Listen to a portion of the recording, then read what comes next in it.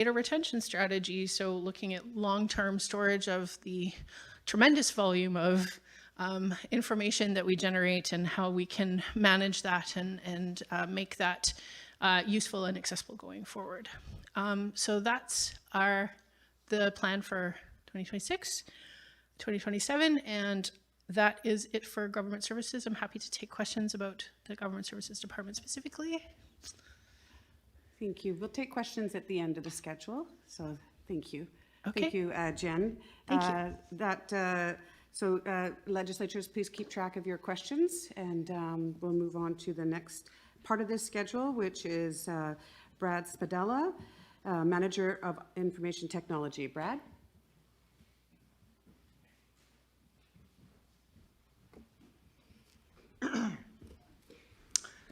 Hajka Squeaklesium, and thank you, Madison, for the feather. Yeah, IT, it's a wonderful thing. There's something missing on this slide, but I'm going to point it out. Something Mark had mentioned earlier in his opening remarks, and I think it's worth addressing here in this hierarchy.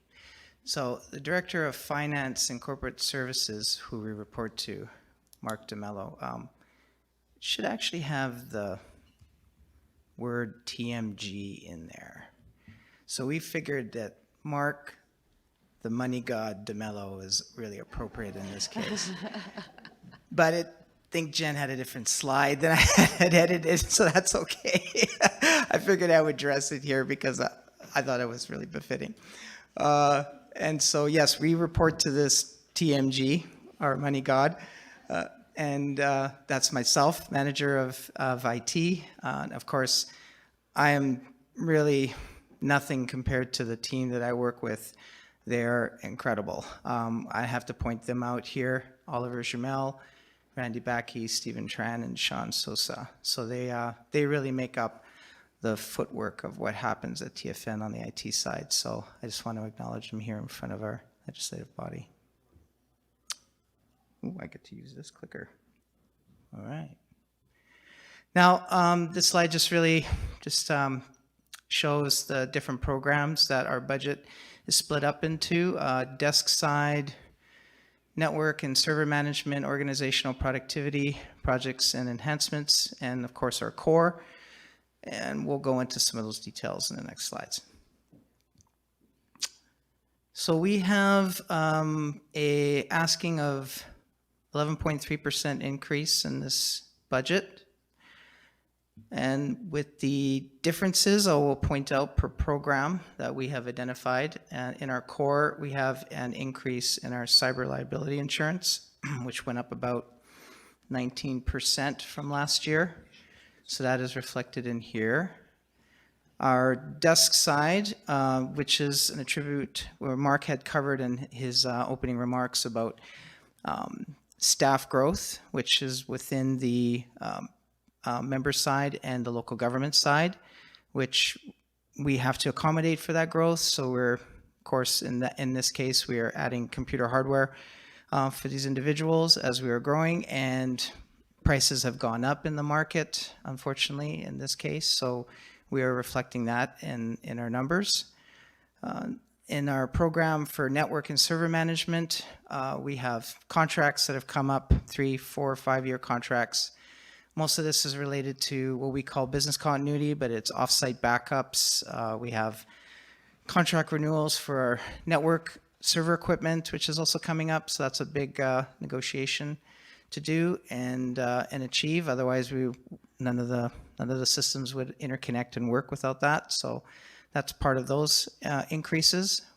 We also have a program, organizational productivity. Again, staff growth, and related to that is the computer software prices that are attributed to the staff to use those programs to do all the good work that they do across the organization. And those also are going up. So those prices are and costs are embedded in here.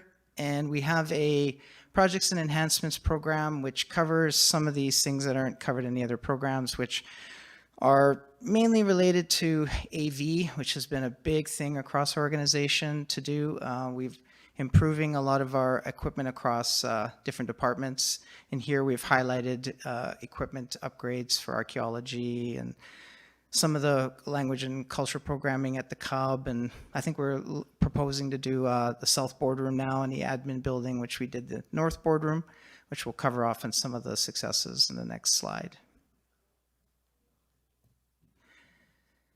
So this slide, I love this slide. I think I mentioned it before to legislators. It's just nice to be able to showcase some of the work that we do for you throughout the year. We do so many things with other departments across the year, and they'll highlight those. They're the key leaders in those. And here we also have to do some individual type projects. So these are the ones I get to showcase. Windows 11 was a network access modernization was a big project. For our team, we had to complete this rollout of Windows 11 from Windows 10 in a very short period of time. So we accomplished that within about a 6-month window. A lot of hard work went into it from a lot of the team. And that was pretty much all done internally. No contracted services for that. Another project that we had accomplished was the enhancements to the admin North Boardroom, which we had a lot of complaints about the owl. The owl didn't really work out very good. So we ended up doing, didn't hoot very well, so we didn't have that situation. So we ended up doing some enhancements there and improving that look, and of course functionality for our executive council and other departments using that space. We also have some server and long-term retention equipment upgrades that we are still working on from this year, and we're hoping to have those completed by April. And that's really just related to our data sovereignty and data retention. So we're making sure that we have our data protected. And relocations, that was this was a big project with the renovated lands building and relocating that over to behind the STP. If anyone's had a chance to go back there, I know it's a long way, but it is there. It was a big project and lots of departments, and we were just one of the departments to help move staff back and forth, and that was a big accomplishment. Now moving on to summary of costs for 26-27. So this is back to the budget increases we're looking at. The highlights of this is staff growth. We're still continuing on the staff side and growing for member side and local government side. Business continuity, again, is contributing to these budget increases. Cyber liability insurance, again, these were due to market risk factors for our organization, government in particular. So there was about a 19% increase in our core for that. And it's, again, insurance. I mean, we cover insurance and everything, so that's one of the areas that we do in cyber is to protect our data, and that's one of the insurances we cover and carry. We also attributed to TFN growing. It's just, this is fantastic. We see more staff doing more things in different areas of the organization, and that means increased procurement costs for computer and hardware for the staff and software. And vendors have also have increased their prices in a range of 5 to 20%, depending on what we're using. Contracts for our offline backups will need to be renewed to ensure data security and continuity for the government.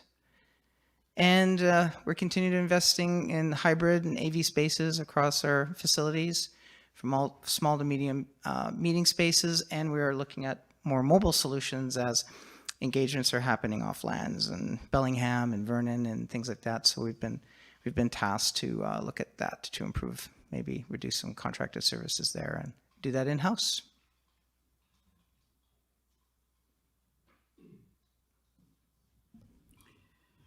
Hi, Brad. Thank you so much for your presentations. As in the last presentation, legislatures, please take note of your questions, and we'll ask them at the end of this schedule. I'd now like to invite Mark DeMello, Director of Finance and Corporate Services, to share his part of this schedule. Haichka, the money god. Haichka is Squeakle Haichka Maddie for the feather. And sort of Haichka Brad for embarrassing me publicly, but I guess I did that myself last meeting.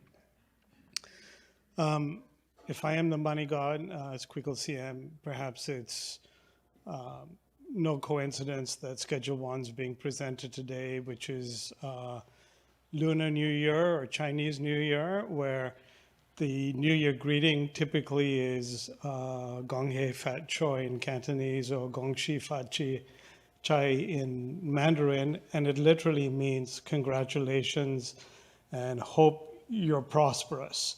So hence the money god background. Anyway, long story, because this department, we don't have a lot of slides. We're kind of like the oil in the engine, just doing stuff in the background. But I'll take you through the team that I count on.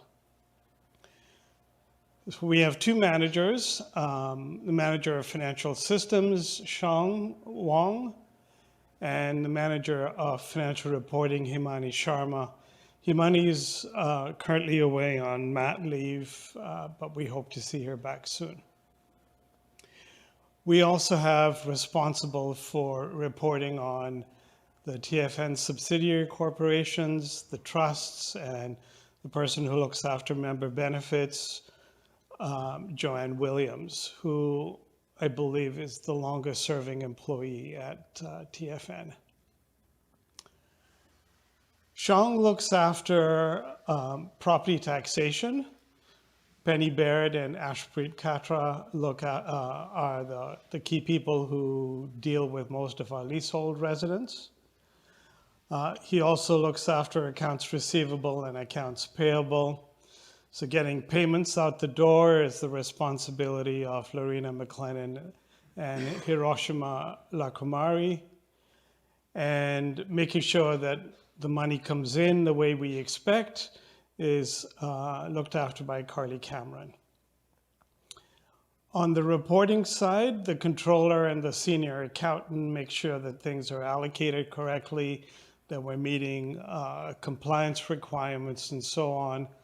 Our controller, Preeti Sool, is very new and is taking on a lot of Himani's workload while she's away.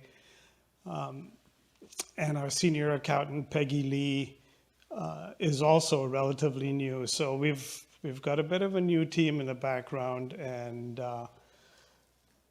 you know, we did say to people, when you come to TFN, you're going to have lots of things that you've never seen before, because there's so much in such a small organization. I think we've started to build a team that's pretty strong and diversified. So finance looks after, as we mentioned, property taxation and utility billings, which are a very significant revenue source for the local government side of the budget. The TFN corporations, the TFN Trust Society, which is pretty much in Joanne's hands. Financial systems, reporting, compliance, making sure we get through the audit every year, that we're meeting all our legal requirements.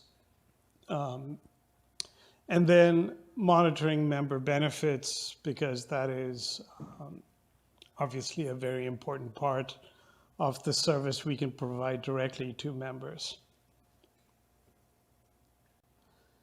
So this budget is marginally up, 2.4%. 2% is COLA. So there's a little bit more money in the budget as we have an extra position brought in to cover the mat leave, while we also carry Himani's position in the budget. But we've offset that with some savings from bank fees and investment consulting costs. So we've been able to keep the overall budget pretty tight. And as I mentioned earlier, unlike the other departments who all have, you know, projects and things for the upcoming year, we pretty much do the same things over and over and over again, which is maybe why we have a reputation in finance as being dull and boring. But we just need to make sure that the basics are done, and that's what we've been focusing on.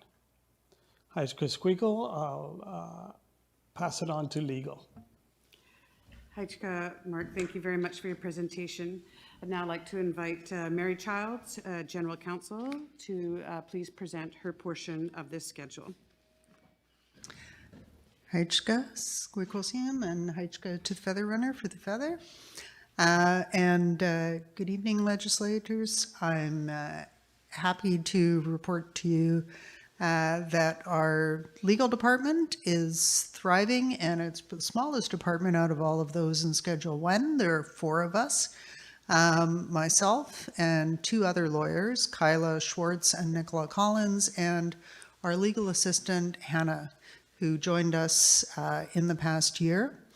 And if you divide us up according to work, we all do a little bit of everything, but Nicola is our real estate expert, so she deals with all of the legal issues for the lands department, and with Hannah's assistance, they review all of the paperwork every time a leaseholder on Tawasin land sells their property or refinances their mortgage, etc. There's a lot of paperwork that we have to review and sign off on, and so they deal with all of that. Kyla works principally with our economic development departments and increasingly with treaty rights and title. So she's involved in all the work with TFN's joint ventures and other business developments, commercial leasing, and also with the various economic opportunities that come out of the agreements that we have with respect to treaty rights and title. And I do everything else. So between us, every time there's a contract signed on behalf of TFN, that contract should have been reviewed by us. We also provide general advice. Anytime somebody in any department has a legal question, we are available to answer those questions, also to answer any questions that Executive Council, for example, or legislators might have about legal issues. So like finance and IT, mostly the work we do is for other departments. Like finance, we don't have a lot of projects of our own because what we do is support the work of all the other parts of the Tawasin government to make sure that that work is done in a way that protects TFN's interests and maximizes TFN's opportunities.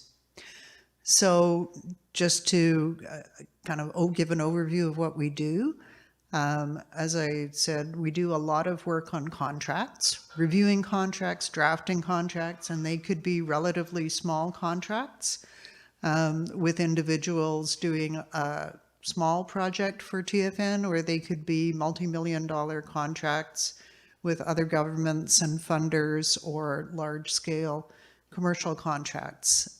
Every single one of those is reviewed and sometimes drafted by in-house counsel at TFN. The legal advice and information happens anytime somebody who works at TFN or member of Executive Council, for example, asks us a question about what's the law that applies to this. That's where we come in. So for example, we often work with, say, Jen Jansen is in charge of freedom of information at TFN, and she knows a lot about it, probably more than most lawyers. But when there's a freedom of information issue that arises, we will put our heads together and talk to Jen about it. Or, you know, you heard from IT about all of their work and the contracts they entered into. We work with the IT department to review those contracts and give them advice, for example. One of the things we do is managing external counsel, and that's one of the big items in our budget is the money that we pay for external specialist lawyers, such as the lawyers who do litigation on behalf of TFN, or those we bring in for particular specialist advice on areas where we need that external expertise. So, for example, employment law or trademarks, copyright law, sometimes external advice on tax law, etc. And we do have very specialized external advisors on some matters relating to the more complicated real estate development matters. Finally, drafting laws. So as you know, being legislators, somebody has to write the laws. We often get a lot of support from policy department, but ultimately drafting laws is and regulations is a legal responsibility. So you're going to be looking at a couple of bills other than the budget bill, and those were drafted by the legal department, not on our own. Again, we don't come up with the ideas for legislation typically. Other departments identify a need, and we help them by making sure that what they want to do is done in a legally effective way. So looking at our budget, our expenditures are up by 23%, and the big difference is with respect to external legal support, and that's principally to do with litigation matters. Our core, which is, our expenses are basically wages and benefits and training. We have to take various courses to keep up on developments in the law, and that part of our budget is only up by 2%.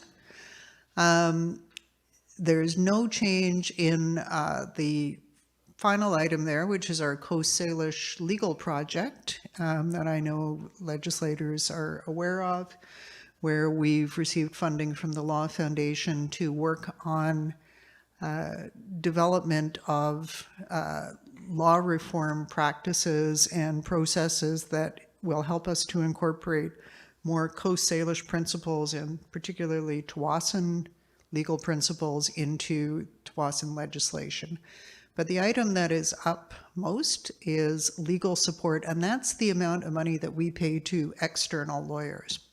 And in this case, it particularly reflects the imminent appeal in the Cowichan litigation, which was a very big expense for TFN's legal budget when that trial was going on.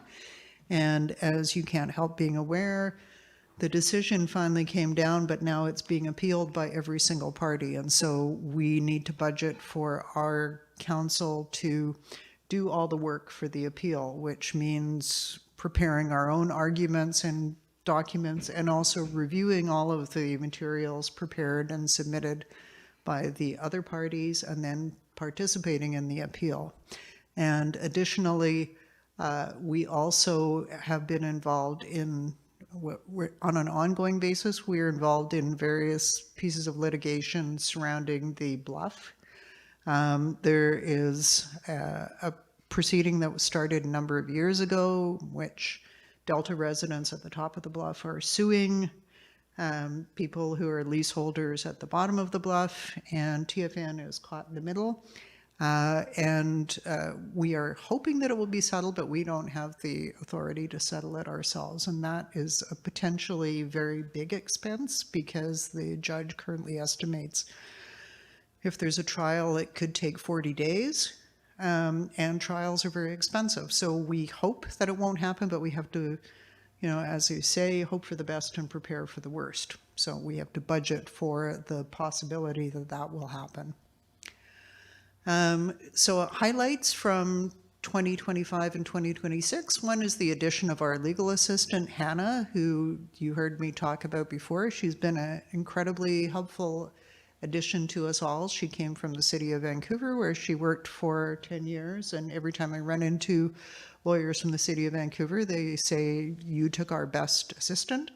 We're very glad that we have her. She is incredibly helpful in reviewing the real estate documents. That's a function that staff in the lands department used to do, and it's been transferred to legal. And she also did a terrific job of helping us over the past year migrate our documents into SharePoint from the file share system that Jen was talking about earlier. And Hannah has really done all of the heavy lifting on a lot of that and setting up some really great processes that I think are going to make life easier for everybody at TFN. Talked about the Coast Salish legal project, so I won't mention that again. And the Cowichan litigation, as I said, is ongoing. We don't know yet when the appeal will be heard, but one thing we do know is that it is going to be closely fought. There's 7 parties, and every single one of those 7 parties, including TFN, is appealing the decision. And the Bluff litigation, as I say, there are cases where there's one case where we're caught in the middle between other litigants. There are other situations where TFN has initiated legal action against people whose properties are encroaching over their property line onto TFN land. So for 2026 and 2027, the legal support that I talked about, which is our external budget, includes amounts that we spend on external advice for employment law, for lands, external advice on economic development. We have external advisors sometimes on executive governance. For example, we have external counsel on retainer to advise legislators or executive counsel if they have questions about conflict of interest matters, and the litigation I mentioned before. So, as I said, the reason that part of the budget has increased is because of the Cowichan appeal and the ongoing Bluff-related litigation. When it comes to our internal expenses, they are pretty much the same. Of course, as I've said before, we're here to help other departments, so the work that we do and how much we have to spend on specialist advice and external assistance is not driven by our own priorities, it's driven by the priorities of the Tsawwassen government as a whole. So we're here to support all of the other departments. The Coast Salish legal project is going to continue, hasn't changed since last year. That is fully funded by a grant from the Law Foundation of British Columbia as part of their Indigenous justice funding. And we are hoping to apply for ongoing funding, if we can, to continue this work. Heitke, that's the end of my presentation, and like the others, I'd be happy to answer any questions. Thank you, Heitke Mary, for your presentation. And thank you to all of you for your presentation, Jen, Brad, Mark, and Mary. Really grateful for the very thorough and informative presentations with respect to Schedule 1. I'd now like to open the floor and invite legislatures to offer any questions that they might have on their minds with regards to this schedule. Legislators?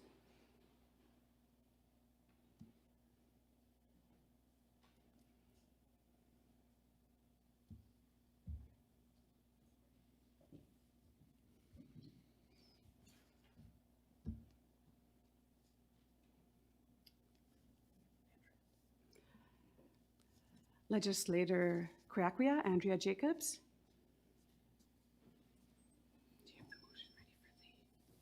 Heichka Squeakle CM and a Heichka Madison for the feather. I don't, this is a little bit out of my turn, but I do have a question about the last presentation, but I also have a question about the speech from Honorable Jill McKnight. Is it okay to ask? Okay. She mentioned that there is members of the Language and Culture Commission. I was just wondering who those members were. Maybe we can get confirmation. I don't know if they're TFN members or what she was saying there. So I was just curious about those. I think she was referring, she was reflecting on our agenda. She was talking about the Standing Committee on Language and Culture, our commission, and the people that are representing that, which is on our agenda tonight. Okay. At the end, yeah. So she was referring to our Standing Committee on Language and Culture. Okay. Heichka Squeakle for that. Thank you for that, asking that clarification. Yeah. I noted that the name was a little off as well, but that's okay. I knew what she meant, but thank you for asking. Okay, Heichka. My question is in regards to the Bluff litigation. This is something that TFN is being forced to be involved in, from what I understand from 2 other parties. I'm wondering if we are able to apply for funding from the federal or government for that. Hajka, for that question. Mary, could you please come up and respond to that question from Legislature Kuyakuya?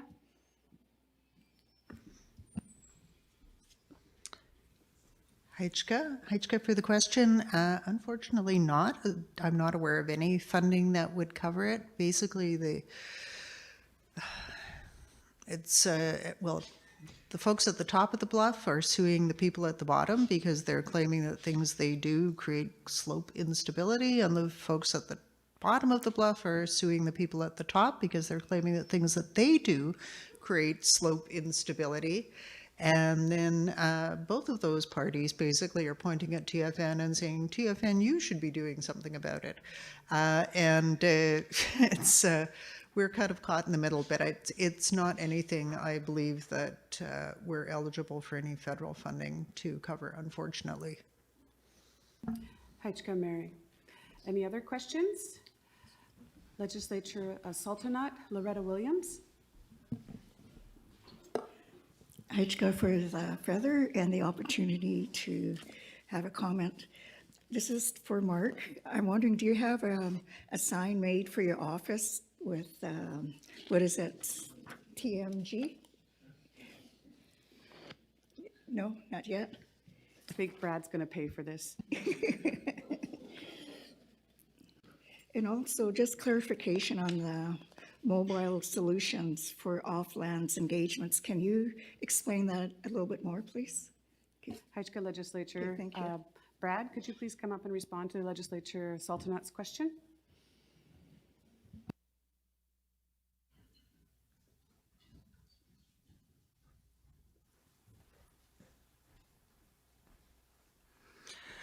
Hajka Squeakle and thank you for the question.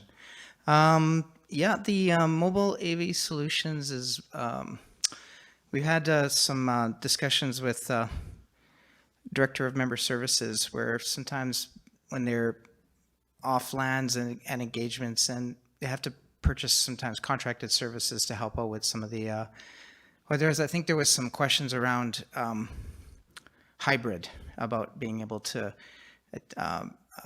have members that aren't able to attend those events and be able to participate still in the engagement. So I think we were trying to see if we can work on an internal solution that we can kind of self-carry and go there and set up and be able to do that. That's kind of what that's related to. Hajka.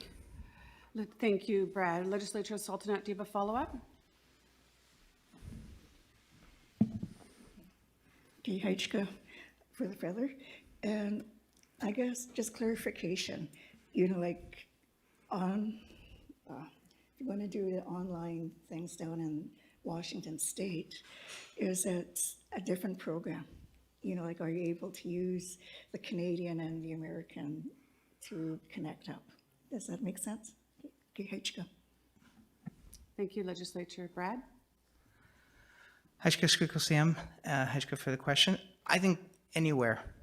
Whether it's in the United States or in Canada, the program would be able to be, or the equipment would be used the same way. Hajka, Brad. Legislature Spaloctowit, Terry Splocton online.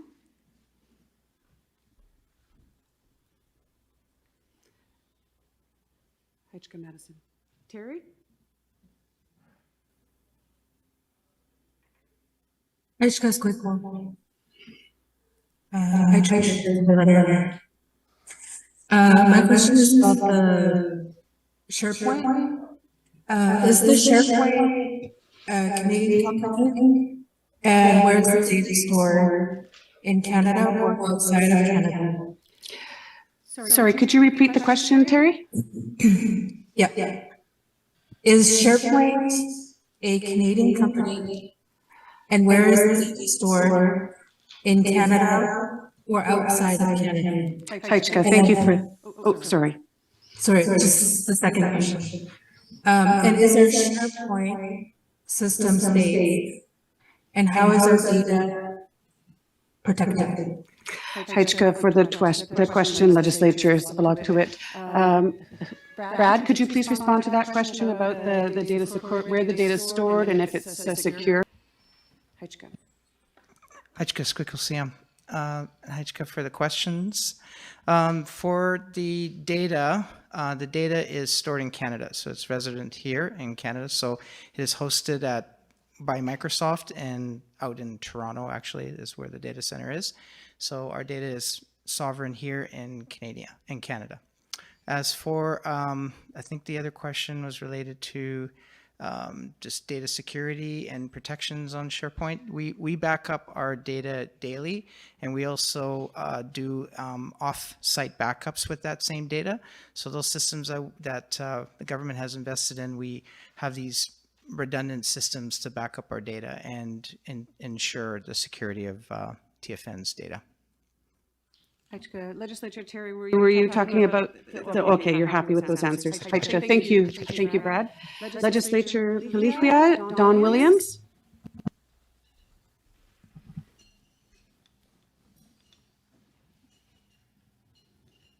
Heichka Squikulsiam, Heichka Maddie for the feather. Just wondering about the Leaseholder Advisory Committee. How many members are on that committee? And also regarding our engagement sessions, there were 7 of them. Are any of these virtual sessions? And a comment about the mobile AV for off-lands engagements. I'm just thinking about the cost for that. You think of the staff wages, the overtime, their flights, travel, hotel, food.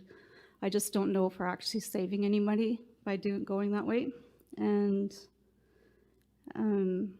if we're going to do hybrid for off-lands to attend an off-lands virtual engagement, wouldn't we just have virtual engagement sessions here? I know the importance of being able to engage and connect with our members face-to-face, but we have like half of our members that live off-lands and a small portion that we're able to connect with, and even a smaller portion of those members who don't attend like members gathering or whatnot. So I really understand that importance of face-to-face, but we can't do that for all of our off-lands members. And I'd just like to see more virtual sessions overall, because that way we can connect with everybody on lands or off who can't make it in person. And just another comment too, with election year, I think, it's just could be looked at as, maybe campaign options or whatever, and I just don't want to see those comments either. Heichka. Heichka, Legislature Pelihua.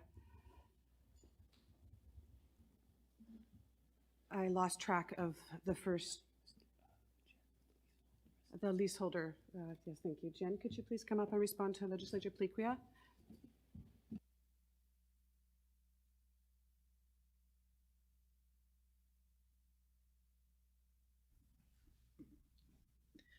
Heichka Squikulsiam, Heichka Legislator Pelihua for the question.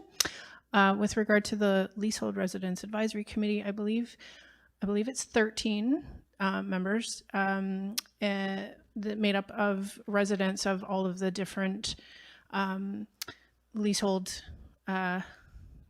developments, I guess. So each development the idea is that each development has a representative.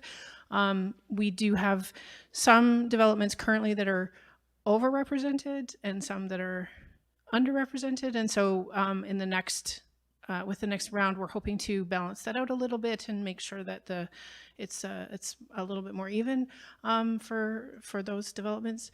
And then with regards to the question about the virtual engagement sessions, of the 7, I believe it was 2 were virtual engagement sessions. It was either 2 or 3. And we have had pretty low turnout at virtual sessions when they have been offered, but we are always looking for ways to make it more appealing and make it a better experience for members who are joining online, because it is attending a meeting online is a very different experience than attending a meeting in person. And so we're trying to, we're always looking for ways to make that more accessible and reach more members that way, both virtually and in person. Hajka, Jen, thank you. Any other questions, legislators, regarding this schedule? Legislature Assaltanat, Loretta Williams. Okay, Hitchka for the feather. This is just clarification in the legal department. Can you explain what,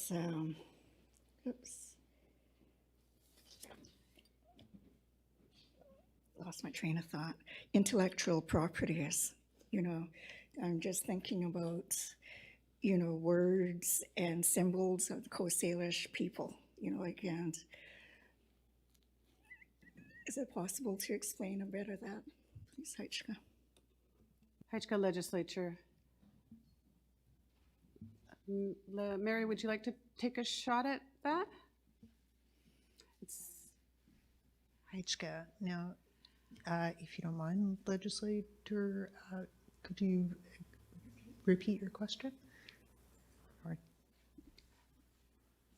Yeah, that's right.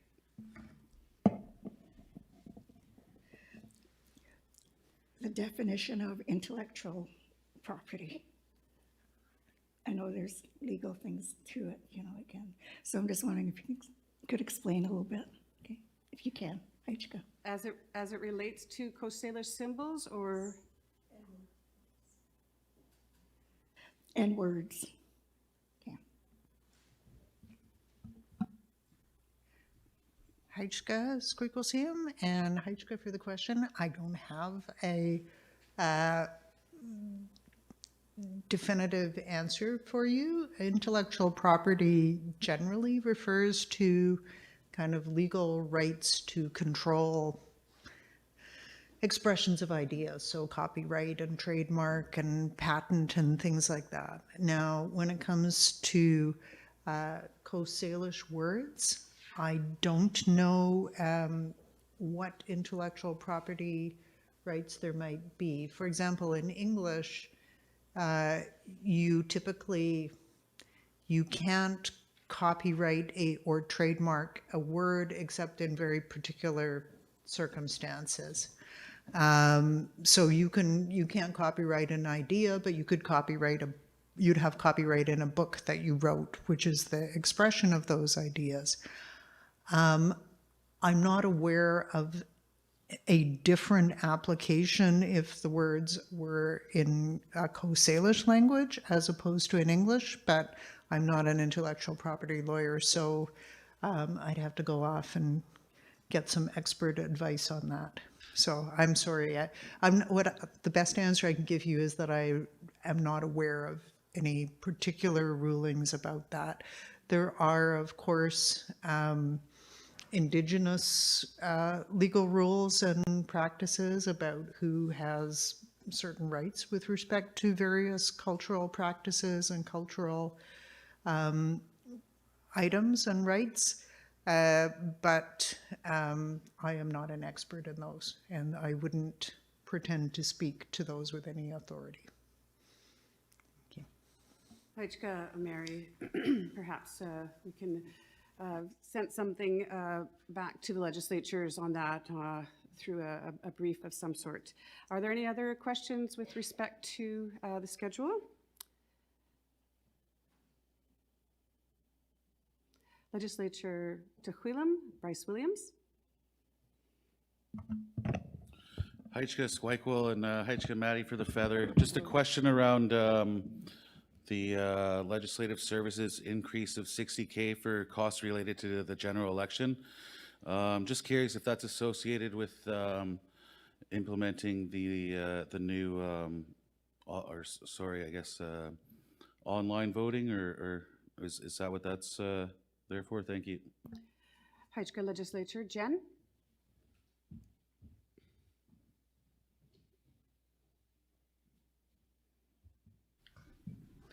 Hitchka for the feather and Hitchka for the question. Yes, so the amount in the budget is related to the cost of procuring the services of an election officer, and that overall would include costs that related to using electronic voting platforms. There's also an increase to an additional increase that is related to the cost of having an election for the advisory council and the committees, which could include electronic voting, and so there would be a cost associated with that. In the past, the advisory council and committee elections have been held in person at the members gathering, and so there weren't specific costs associated with that. But if there were to be electronic voting, then there would be a cost associated with implementing that. So that's what those increases are for. Heichka. Heichka, thank you, Jen, for answering that question. Any other questions? I'll offer the floor for another moment.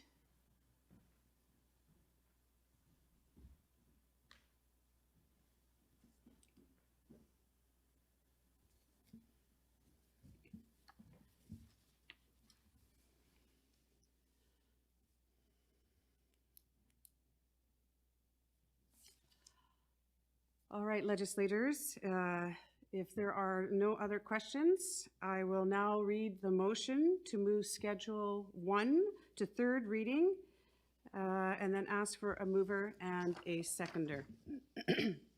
Motion to move Schedule 1, the Finance and Government Services Schedule of Bill 001, 2026 to third reading. Whereas the Tsawwassen Legislature has the authority under Section 512C of the Constitution Act to enact Tsawwassen laws, and whereas the Tsawwassen Legislature under Section 24(2) of the Financial Administration Act must approve the annual budget, and whereas under Section 23 of the Legislature Rules and Procedure Manual 2025, each bill must receive 3 separate readings, and whereas the Legislature resolved on February 10th, 2026, that each schedule of Bill 001, 2026 be reviewed, debated, and voted on separately during second reading. Therefore, be it moved that the Tsawwassen Legislature move Schedule 1, the Finance and Government Services Schedule, to third reading. May I please have a mover? Moved by Legislature Laquolia Tia Williams, seconded by Bryce Williams, Legislature Tehuilam. Bryce Williams. All in favor? Please raise your hand. Thank you. Online, Terry? I'm in favor. Legislature Taylor? I'm in favor. Thank you, Legislature. This resolution was, this schedule was, this motion was passed unanimously, and this schedule is now in third reading. All right, thank you very much. This moves us to Schedule 2, Policy, Strategy, Communications of Bill 001, 2026, the second reading. I would now like to invite Twyla Smith, Director of Strategic Initiatives, and then Callum Robinson, Manager of Communications, and David David D., Manager of HR, to give their presentation on Schedule 2. Sometimes I get it, sometimes I don't. My lips and tongue are not cooperating today. Twyla? Heichka Squeakle and Heichka to the Feather Runner. Good evening, legislators. It's a pleasure to be with you here tonight. And I'm sorry to say I don't have a really cool nickname, unlike our Director of Finance. So maybe that's something I can work on for next year. So I'll get us started and then I'll pass over to David and Cal. There we go. So here's our department structure. You've all heard me for the last several years presenting on the PIGA budget, and this year I'm grateful and privileged to be presenting to you from the position of director. Reporting to me, I have 3 managers. So the manager of HR, David Desormo, he can kick me later if I said that wrong. He has the internal facing roles of recruitment, payroll, and benefits, and now also the external facing role of supporting members with employment and skills development. Then there's the manager of communications and engagement, Callum Robinson. He currently has 1 direct report, the communications specialist. And then we have the manager of PIGA. You'll see on the screen that it says vacant, but I'm happy to share that our very own Connor Hasegawa has accepted the role. He starts next week, so I thought it would be a little bit too cruel to make him present the PIGA budget tonight.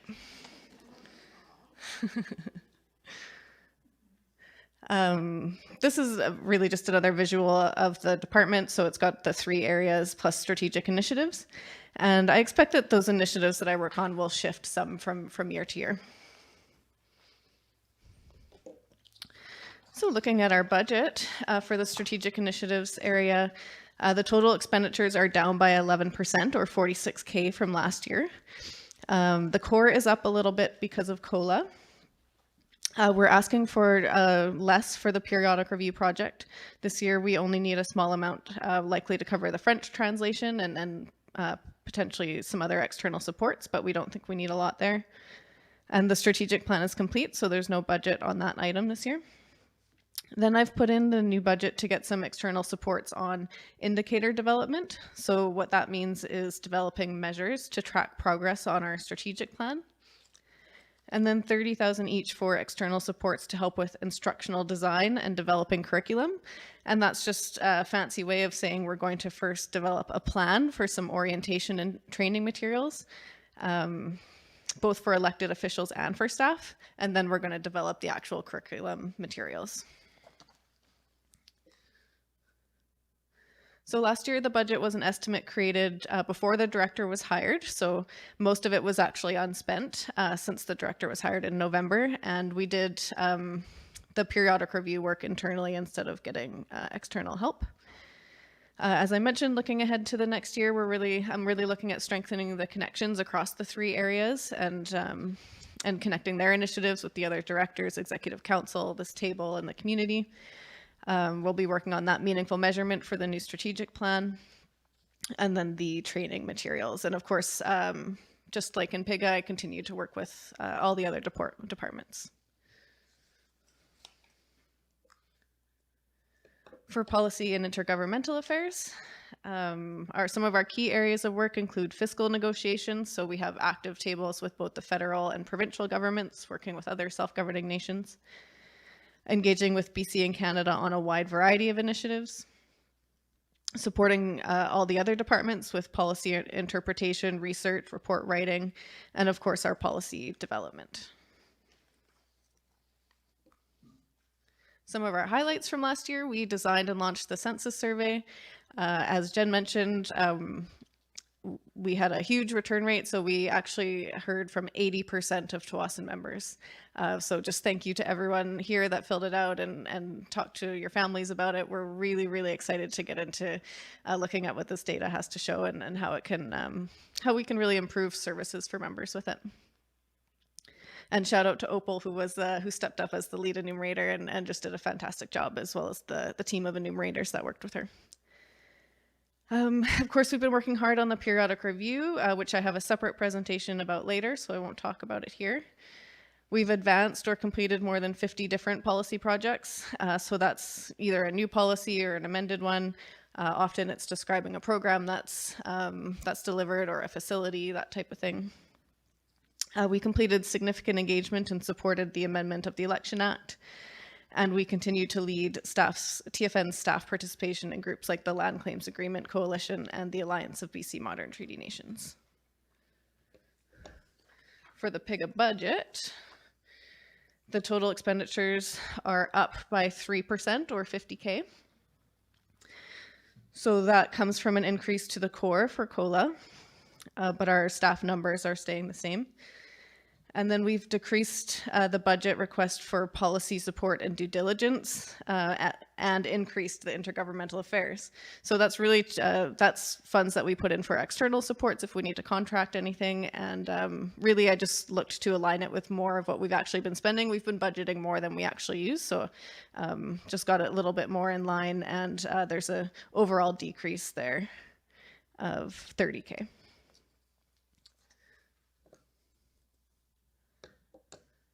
Some of our key projects for the coming year, as I mentioned, periodic review, and I'll talk more about that later. The census project, the data collection is now complete, so we're moving into the reporting and information sharing, and for everyone that filled it out, you'll know there's a ton of questions, a lot of different things we can look at, so we're looking at rolling out reporting and in probably a lot of different ways. But we hope to get something kind of basic overview to the community fairly quickly here. Then some other areas of focus we're looking ahead to this year are really around the community safety strategy implementation, health and family services policies. We have a bit of a backlog there. We're also looking to do some work around emergency management, as well as hopefully some success in our fiscal negotiations. And from there, if it's okay with you, Squeakle, I will hand back the feather for Cal to take over. Haitchka Twyla, thank you so very much. Cal?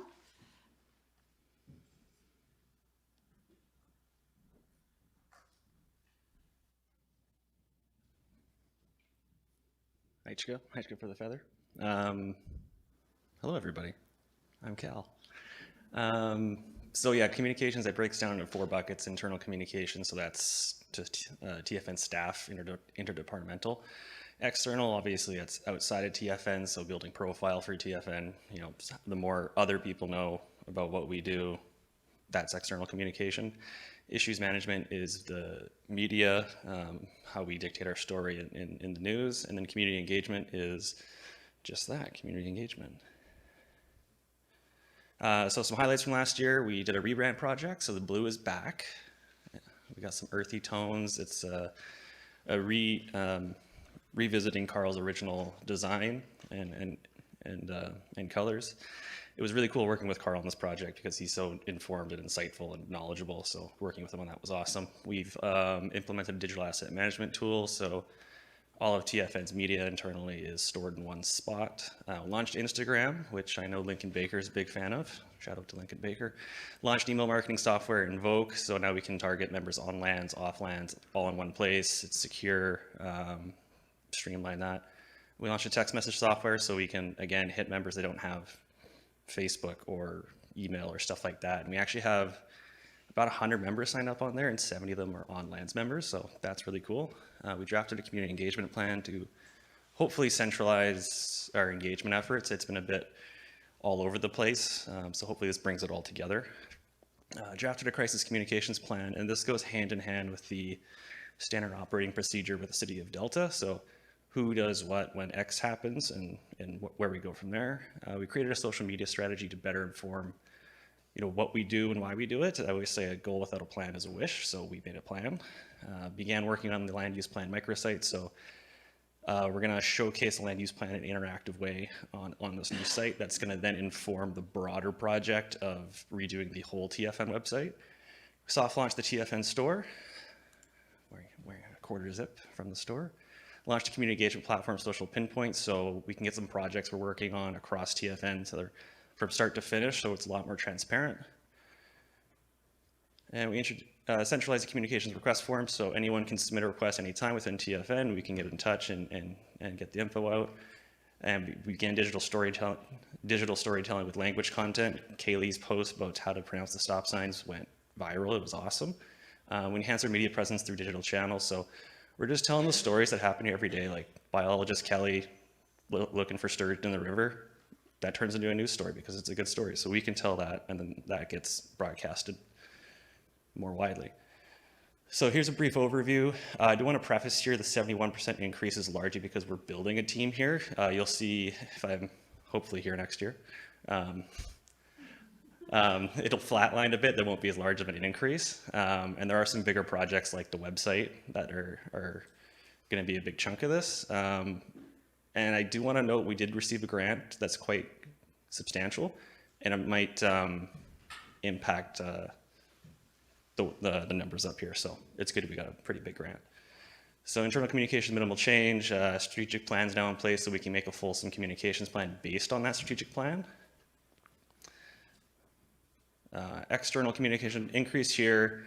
Largely want to build profile for TFN, so educate the Metro Vancouver area about what TFN does, why they do it, what is a modern treaty nation, create some modern treaty literacy tools. And this is where the grant comes into place. We received $240,000. We have yet to receive the framework of how the funding will be administered, but more on that soon. And then issues management. So media monitoring software, and then some media training set aside along with some sponsored content, which is essentially op-eds in case we needed to control narrative around a big PR issue. And then community engagement, the increase is largely just centralizing like some of the travel and the food costs for the community engagements, just getting under one roof, so keep track. Yeah, that's it for me. Cal, thank you so much for your presentation and all the work that you've accomplished in the time that you've been here. I'd now like to invite David Desormeaux. I tried. Thank you, Hka.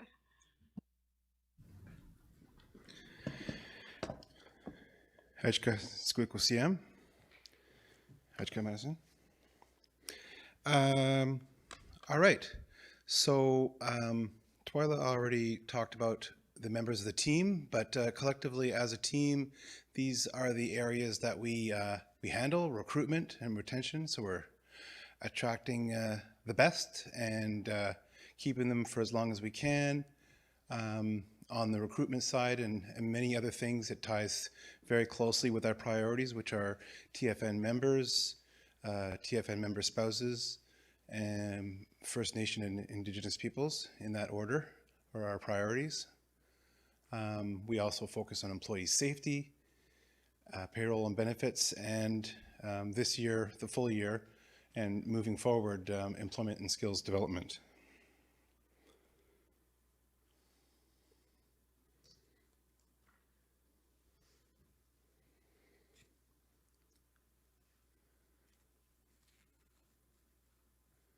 On the expenditures part, our budget, there's actually only one difference, and that is the wages and benefits, which accounts for the 7.2% increase.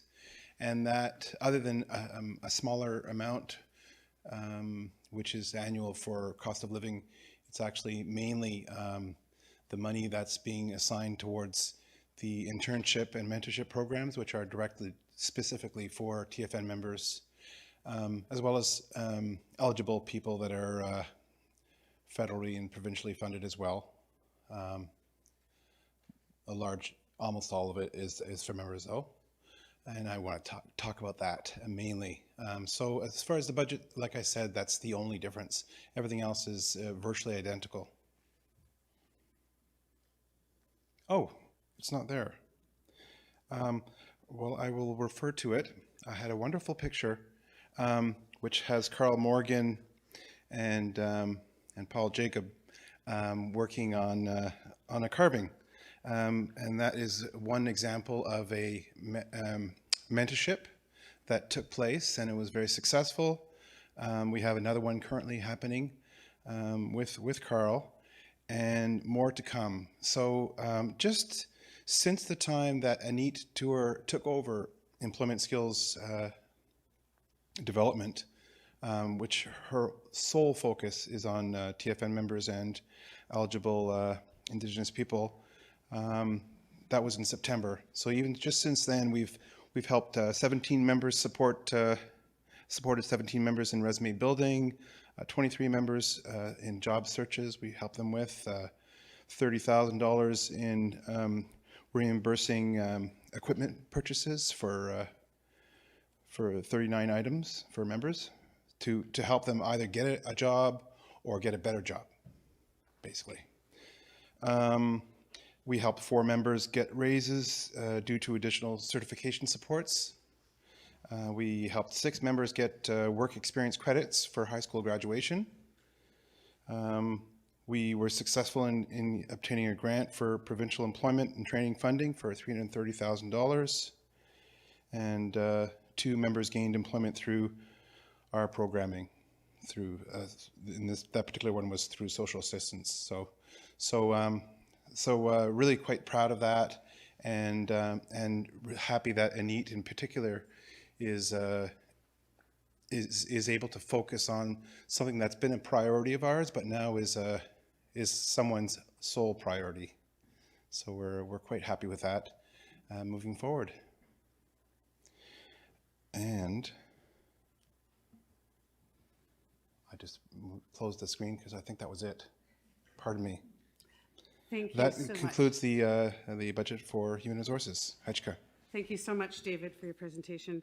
Thank you to Twyla, Callum, and David for the presentation of Schedule 2. I'd now like to open up the floor for legislators to ask any questions or share any comments about Schedule 2. Legislators? Excuse me.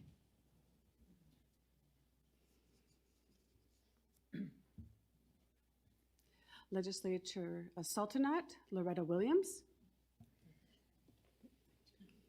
I'd go for the feathers. But this is for David. So every session we've had in the last little while, we've honored people being employed by TFN. So my question to you is, how many employees do we have? And out of that, how many are actual TFN members? Okay, Heichka. Heichka for the question, Legislature David.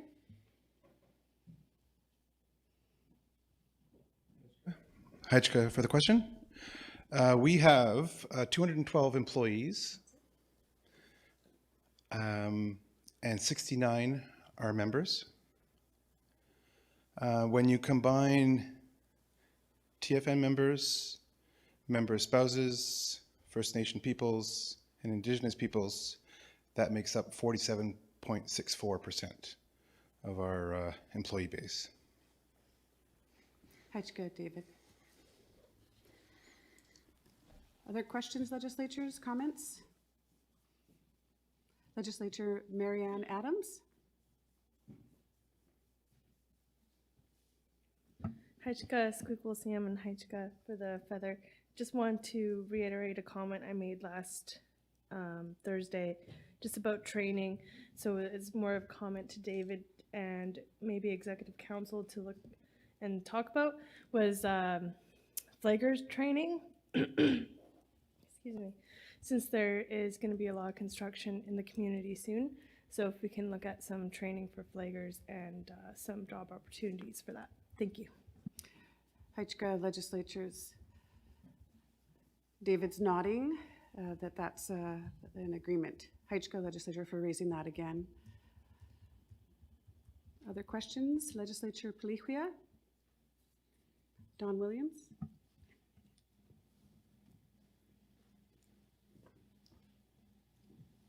Heichka, Squeakle Sam, Heichka, Maddie for the feather. I really love this mentorship and internship programs. You mentioned that there was some other ones coming up, and I was just curious of what the other programs were. And just to comment that I'd like to see this kind of programming in the office as well, to maybe get some members in some of the fields that they're interested in. Heichka. Heichka, legislature David. Could you please respond to the legislature's questions? Heichka for the question. We were working on one, so I can't say specifically what it is, but as far as mentorship is concerned, but I can say the ideal situation would be a TFN member employee who's the mentor to a TFN member, because that kind of perspective is probably the most valuable for the up-and-coming employee, the mentee. So that's probably our first choice. We started a mentorship program a few years ago, but it didn't really go anywhere. Now we have the resources to really make it more meaningful and impactful this time. But back then, and I suspect it won't be any different this time, we had no shortage of mentors being available. Virtually everyone we asked said, absolutely, we want to be available. So, so the focus will be matching the right mentor with the right mentee, and the work will be on finding the mentees and encouraging them and creating a platform for success. Heichka. Heichka, David. Legislature Kuyakuya, Andrea Jacobs.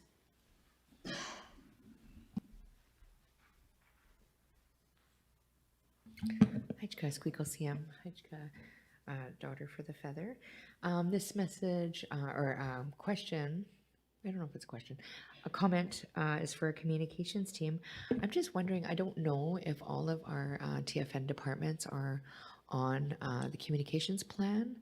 I know that specific to natural resources and fishing, I think it has a separate sort of texting entity.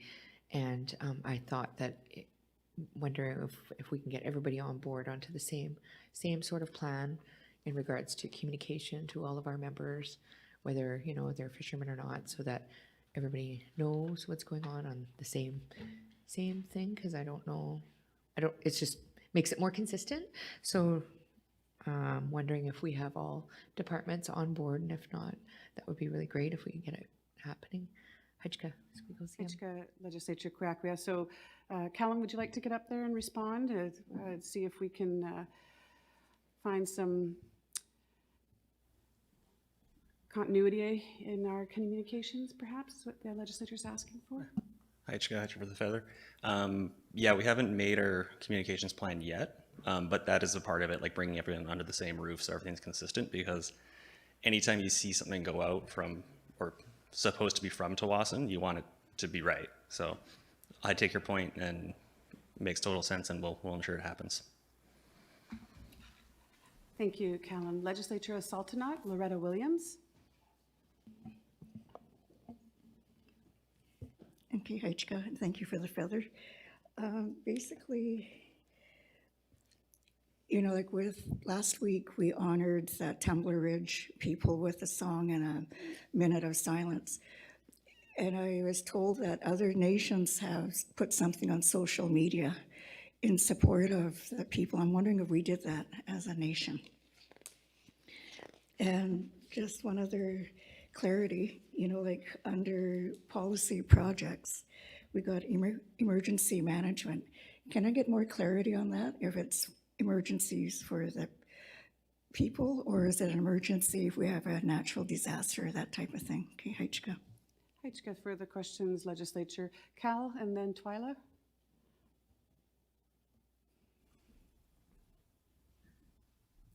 Hajka for the question, Hajka for the feather. We didn't put anything lasting on social media. We did some Instagram and Facebook stories, so those are like a 24-hour post that acknowledges the Tumbler Ridge disaster, but we didn't put anything like concrete on there, I guess you could say. There's two schools of thought here. One is, obviously our hearts are with Tumbler Ridge. It can kind of seem like you're trying to gain notoriety out of a disaster if you're posting about something, especially if it's so far away, trying to get on the bandwagon, if you will.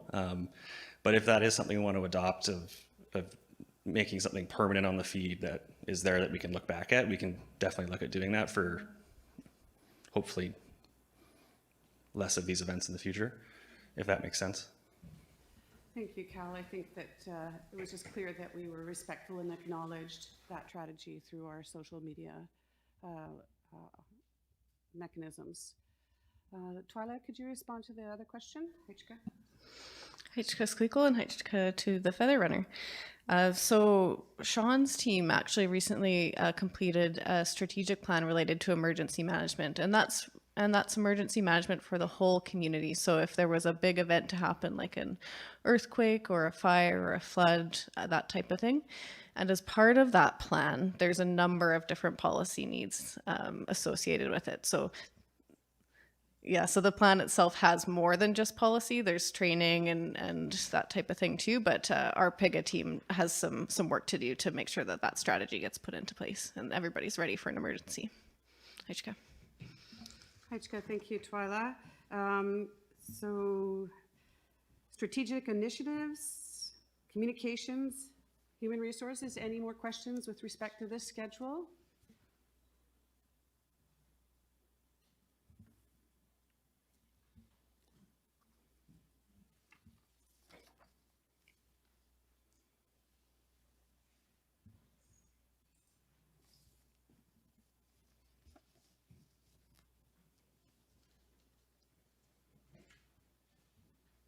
Legislature Tehuilam, Bryce Williams. Haichka Squeakle CM, Haichka Matty for the Feather. Just a question around, I guess, the additional certification that's been happening to bump up people's wages. Just wondering if there's a lot more of that going to be occurring, if we're going to be lifting up, I guess, our TFN members to gain more certification and opportunities to move on up in the organization, as well as wondering if there's been any, I guess, funding acquired to help support that. Haichka, thank you. Haichka Legislature. David?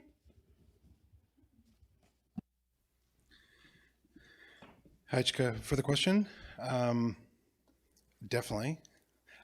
We are, well, the $330,000, for example, that we that I mentioned in funding is can be applied towards that for many of the things that are covered that contribute towards higher certifications. And certifications can be anything from forklift operator to a master's degree. It really is quite a range, and we're treating them all with equal importance because they all lead to a progression in one's career and a member's career in this case. So that continues to be a priority, as it has been for years. It's just now a part of Human Resources Department, and I hope that answers your question. Haichka. Haichka, David. Thank you, legislators. It seems that the questions and comments have dwindled, so I would like to thank you now for your careful consideration of this schedule and your thoughts. I would now like to read the motion to move Schedule 2 to third reading and then ask for a mover and a seconder. Motion to move Schedule 2, the Policy, Strategy, and Communication Schedule of Bill 001, 2026 to third reading. Whereas the Tsawwassen Legislature has the authority under Section 512C of the Constitution Act to enact Tsawwassen laws. And whereas the Tsawwassen Legislature under Section 24.2 of the Financial Administration Act must approve the annual budget. And whereas under Section 23 of the Legislature Rules and Procedures Manual 2025, each bill must receive 3 separate readings. And whereas the Legislature resolved on February 10th, 2026, that each schedule of Bill 001, 2026 be reviewed, debated, and voted on separately during second reading. Therefore, be it moved that the Tsawwassen Legislature move Schedule 2, the Policy, Strategy, and Communication Schedule, to third reading. May I please have a mover? Moved by Legislature Chief Swamisat, Laura Cassidy. May I please have a seconder? Seconded by Legislature Marianne Adams. All in favor, please raise your hands. Legislature Spiloctowit, Terry Splocton. In favor. Baker. Taylor Baker. I'm in favor. All right, thank you, legislatures. This motion has passed unanimously. We're moving along quite well. I think we'll take a 10-minute break before we move into our next schedule. 10-minute break, everyone. Haichka.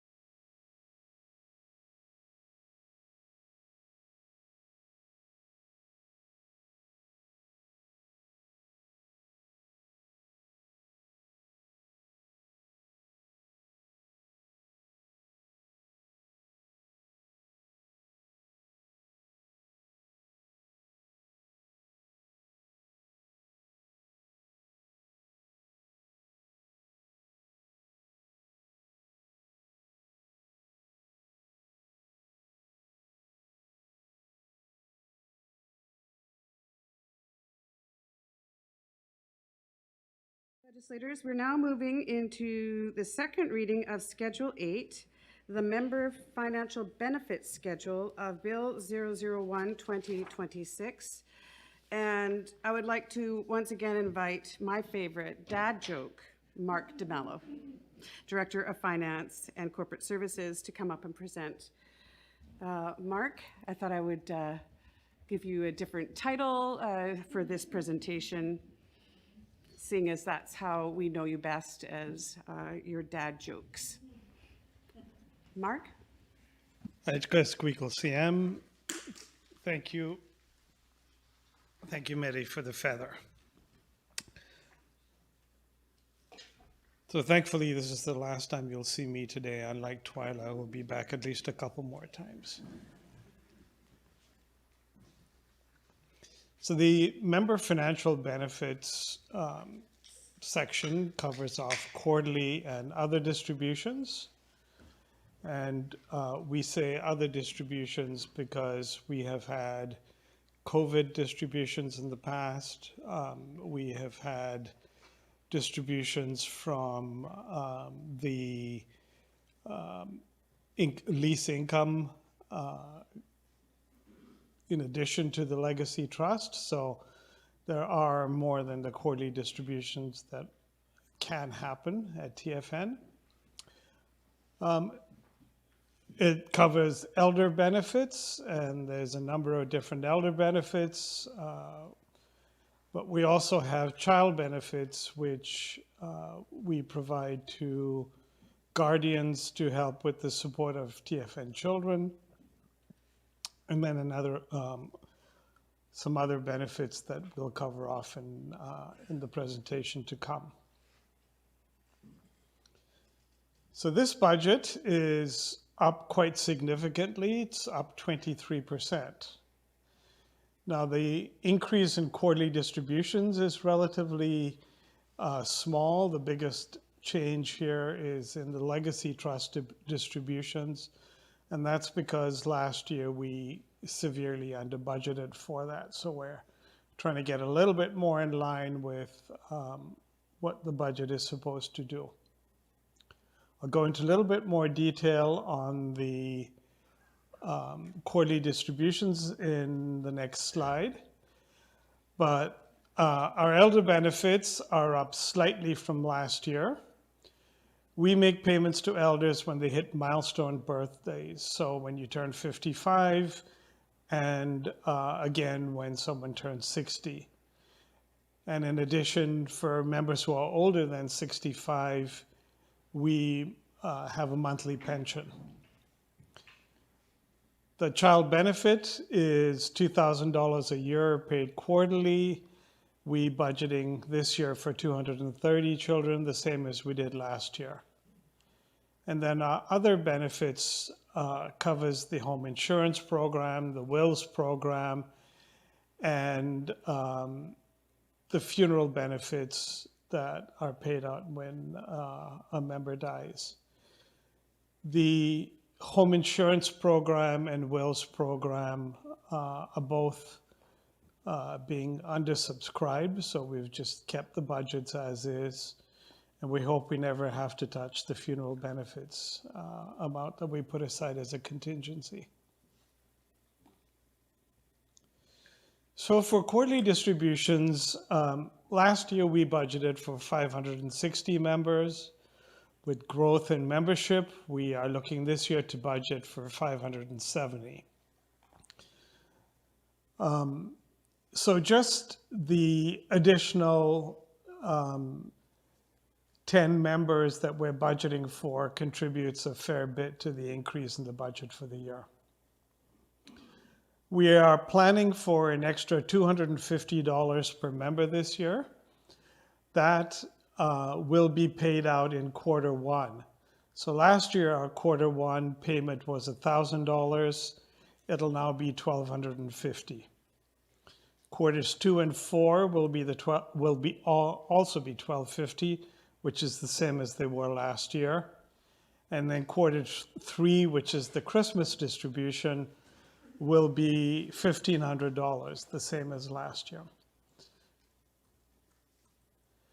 The legacy trust distribution, as I said, has been increased to reflect last year's performance. However, the actual payment that we make will depend on the market performance. It does vary from year to year.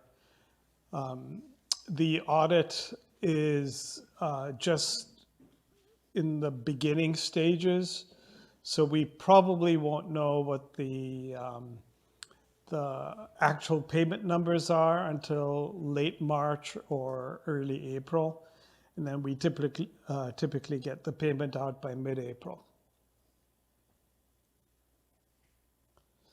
For the elder benefit, the benefit that paid out when members hit milestone years, we had 4 members last year turn 55.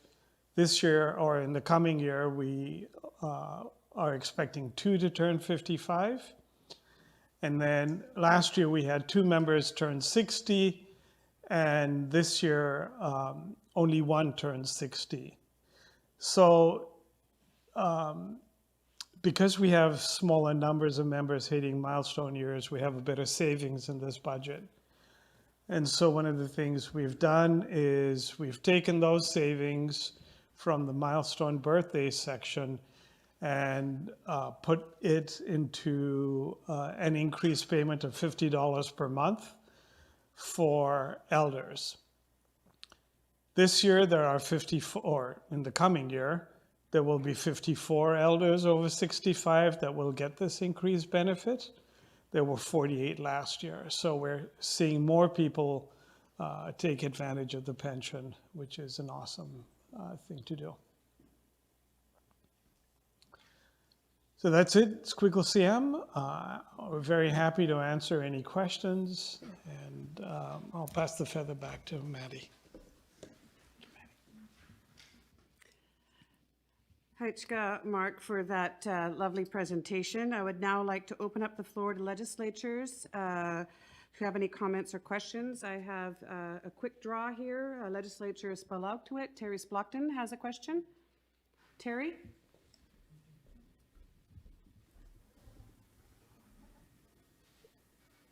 Aichka Squeakball. Thank you for the runner. I have a question about the child benefit. Child benefits funding remains the same year to year. Should it be reviewed periodically against cost of living increase? Heichka. Heichka for the question. Legislature Spalautuit, Mark? Heichka is Squiggle CM, Heichka Maddie for the feather, and Heichka for the question, Legislator Spalautuit.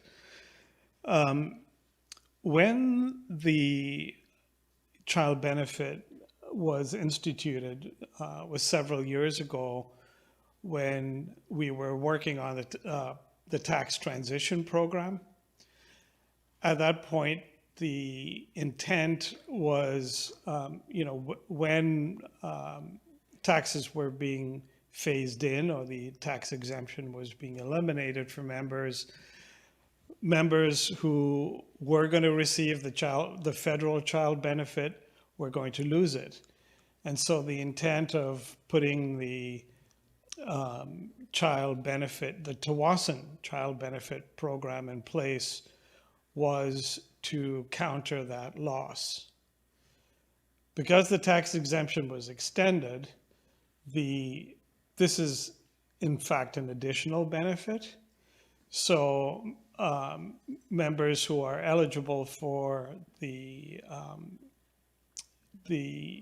income tax exemption are continuing to get the federal tax, child tax credit, child tax benefit, and in addition, they're getting the $2,000 a year.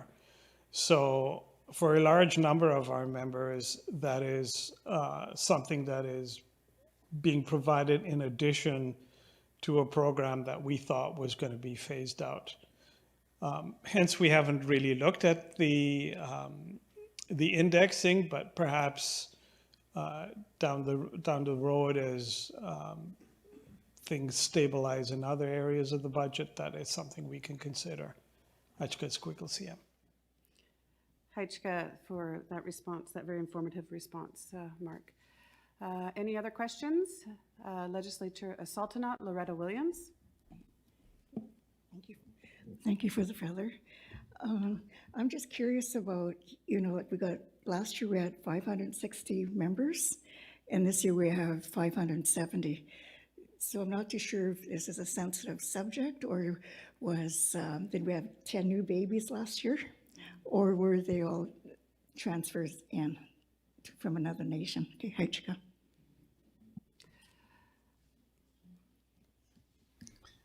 Heichka Squeakle CM, Heichka Maddie for the feather, and Heichka Legislator Sultanat for your question.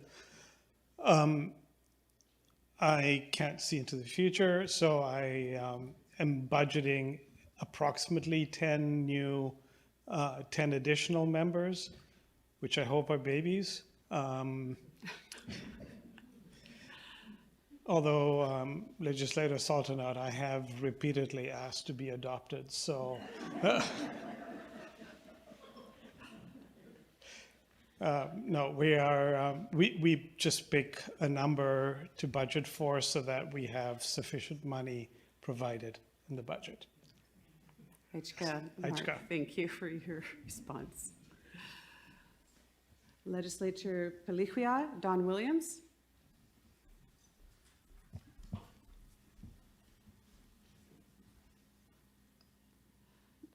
Heichka Squeakle Sam, Heichka Maddie for the feather.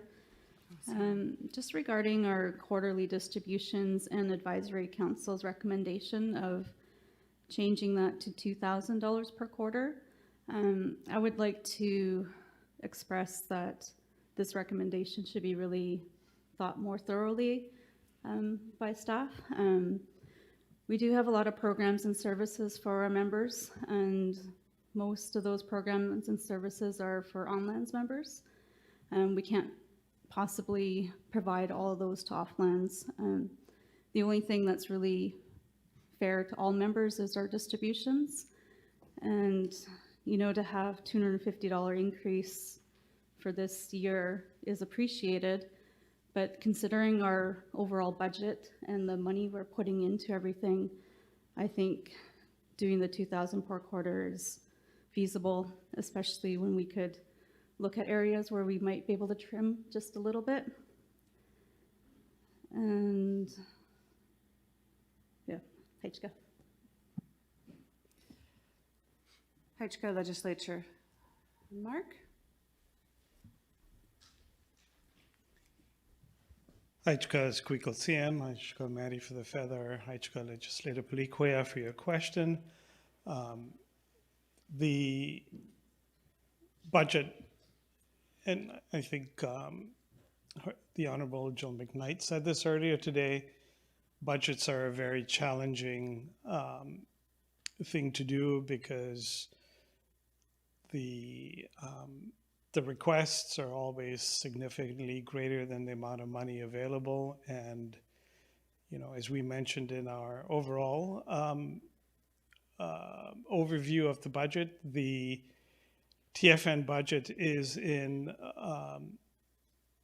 a paper deficit of 11 million, but a real deficit of 6. If we end up spending most of that, that's challenging, and that is with the current level of budget. The Finance and Audit Committee spent a lot of time, and I was at every meeting, obviously, so I can attest to that. There was a lot of time spent considering what increases to make, where to put money. There was a definite request from members of the FAC to take a look at increasing the distributions, and they had options that they looked at. In the end, making budget allocation decisions are extremely challenging. And after a lot of consideration, the option that was settled on was the option that is in the budget. So, Squeakle CM, at this point,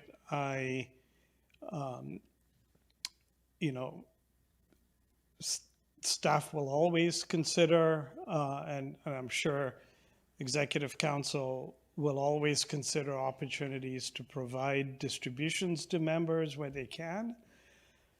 If our financial situation were to change, we could certainly look at something like that.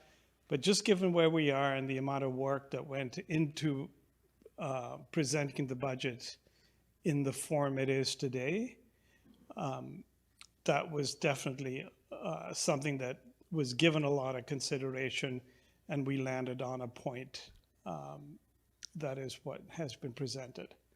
Hajka, thank you, Mark.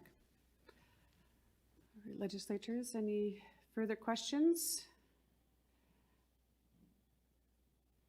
Legislator Kuyakuya, Andrea Jacobs.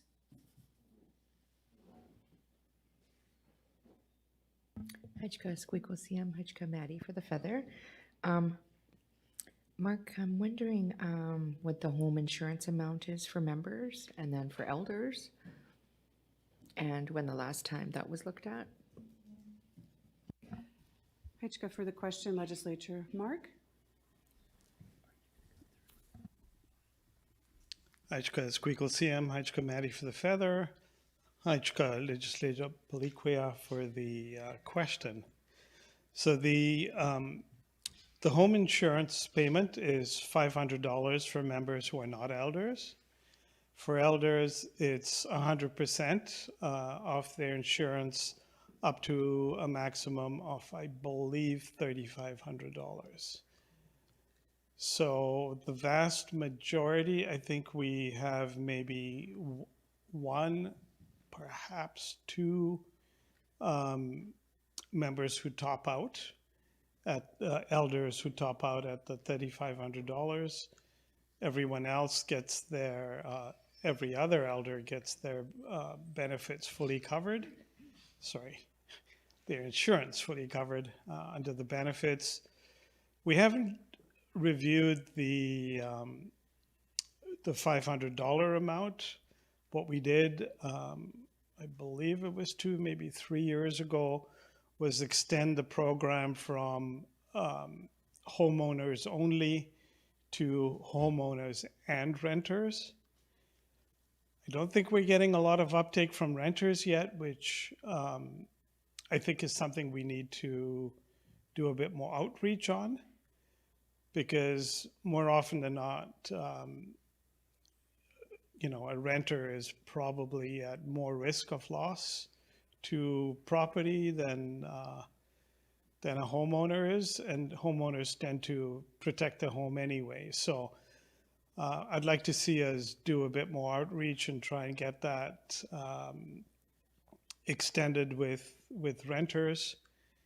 I know there's members at the table that have said to me, I really wish I'd remember to get my insurance into use. So, you know, we do have a ways to go to be able to get more uptake on the renter side. But no, we haven't looked at we've looked at the program, but not the dollars in a few years. Hajka Squeakle. Hajka, Mark. Kuyakuya, do you have a follow-up?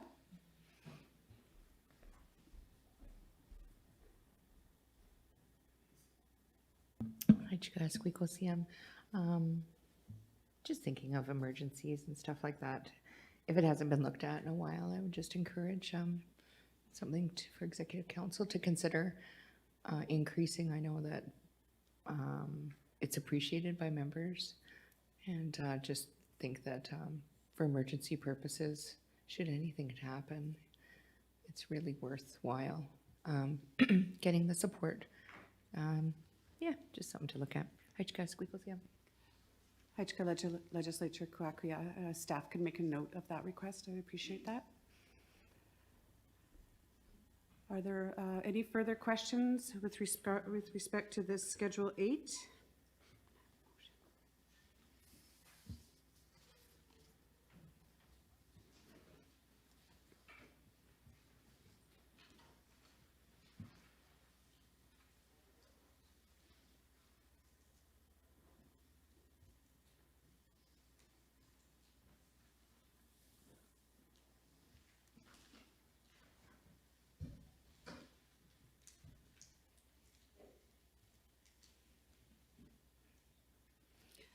All right, legislatures, thank you. It seems that we've exhausted the questions that were coming to our mind at the moment with respect to the schedule. So I will now read the motion to move. Thank you, Mark. Thank you for your presentation and responding to the questions. I will now read the motion to move Schedule 8 to third reading and then ask for a mover and seconder. Motion to move Schedule 8, the Member Financial Benefit Schedule of Bill 001-2026 to third reading. Whereas the Tsawwassen Legislature has the authority under Section 512C of the Constitution Act to enact Tsawwassen laws, and whereas the Tsawwassen Legislature under Section 24(2) of the Financial Administration Act must approve the annual budget, and whereas under Section 23 of the Legislature Rules and Procedures Manual 2025, each bill must receive 3 separate readings. And whereas the Legislature resolved on February 10th, 2026, that each schedule of Bill 001-2026 be reviewed, debated, and voted on separately during second reading. Therefore, be it moved that the Tsawwassen Legislature move Schedule 8, the Member Financial Benefit Schedule, to third reading. May I please have a mover? Moved by Legislature Marianne Adams. May I please have a seconder? Seconded by Legislature Halkamatia Louise Alm. All in favor, please raise your hands. Legislature Terry Splotkin. I'm in favor. Legislature Taylor Baker. I'm in favor. This motion has passed unanimously. Thank you very much, legislators, for going through this important work tonight. This now moves us to the presentation part of our agenda. I would like to invite Twyla Smith, Director of Strategic Initiatives, to hear an update on the periodic review that she referred to into her schedule. Twyla? Heichka Squeakle and Heichka to the Feather Runner. Yeah, happy to be providing an update tonight on the 15-year treaty review. So this project is one of the ways that TFN really continues to be a leader in self-government. It's the first modern treaty in BC to reach the periodic review, which means we're the first to walk this path and are helping to define how this process actually works. At its core, the periodic review is an opportunity to update and modernize the treaty, and we're focused on 2 types of updates. So one is updates that align with changes in provincial and federal policy. So those are things that we're seeing in newer agreements with other First Nations, and then other changes that reflect Tsawwassen-specific experience. So these are things that take a little bit more negotiation and policy work. It's hard to believe that we've already been working on this project for over 2 years. I first presented to this table at the fall 2023 session, and I'm really starting to understand why the treaty negotiations took 15 years. So back in 2023, that's when we started the community and staff engagement. From there, we developed a broad wish list of topics for discussion. Then in spring 2024, we started the trilateral meetings with Canada and BC. At the same time, those newly initialed treaties for the Comox, Kitsillas, and Kitsim-Kalim nations were released, and we began combing through those agreements to look for improvements. Then throughout 2024 and 2025, we met bi-weekly, so every 2 weeks we met with Canada and BC to learn about their new mandates, talk through them, discuss TFN's priorities. And that led to the development of the phased approach that I'm about to mention, as well as negotiating the first amending agreement, which has been taking place over this fall and winter. So as I mentioned, we're approaching amendments in 3 phases. So the first phase is items where BC and Canada already have approval or policy support. So they still have a few review and decisions to make around it. That's what's taking so much time. But the underlying policy ideas are already approved. So those are kind of the quickest, easiest items, and those are the ones I'm going to walk you through tonight. Phase 2 is going to be other improvements that we see in the initial treaties with Comox, Kitsillas, and Kitsim-Kalim. So again, a little bit easier because that language has already been negotiated, gone through approval processes. And then phase 3 is the TFN specific proposals that really need a lot of policy work and new approvals. So those are the things we're really advocating hard for. And these phases are sort of happening concurrently as well. It's not like we're going to wait till the end to start talking about those crunchier things. It's already happening. But we see that the actual amendments coming out of that would come later. So in these next few slides, I'm going to walk through the proposed changes under phase 1. And we had hoped to bring the actual treaty amendment to this session, but the reviews and French translations are taking longer than we anticipated. So the first change is about the consent process for BC. So when we say the consent process, that means the final approval of any treaty amendments. So for TFN, it's this legislative table. For Canada, it's their cabinet. So their version of EC, and for BC, it's their legislature. So what this changes is BC will change their consent process so that it's their cabinet instead.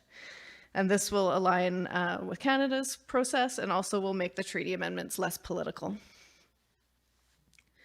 The second item is what's called the recognition and predictability language, which refers to the recognition of rights. So these changes will be in the general provisions chapter and the preamble. And it includes removal of the modification of rights language and the final settlement language from the general provisions chapter, and replacing it with language that sets out that TFN's rights are not modified or extinguished, but are recognized and exercised as set out in the treaty. And then there's a number of clauses setting out that the treaty is a living document, which sets the expectation for all parties that it can and will evolve over time to capture new advancements and to address issues.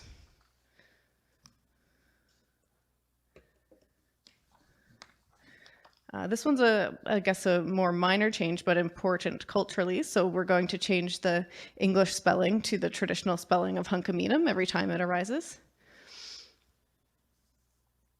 Then there's a couple of changes under the Child and Family Services jurisdiction. So currently TFN is only able to provide child and family services to members on lands. This change would expand TFN's jurisdiction to 2 other groups. So all members of Tsawwassen families, as long as 1 guardian and 1 child are TFN members. So that would mean non-member children living here on lands, as long as they're part of a TFN household. And then the second group is Tsawwassen member children living off lands in Canada. So even if they're not on Tsawwassen lands, we would be able to provide services under TFN law. So these powers would need to be drawn down in Tsawwassen law before they could be used. And also want to mention that TFN's jurisdiction over members who live in the US will not change, only in Canada.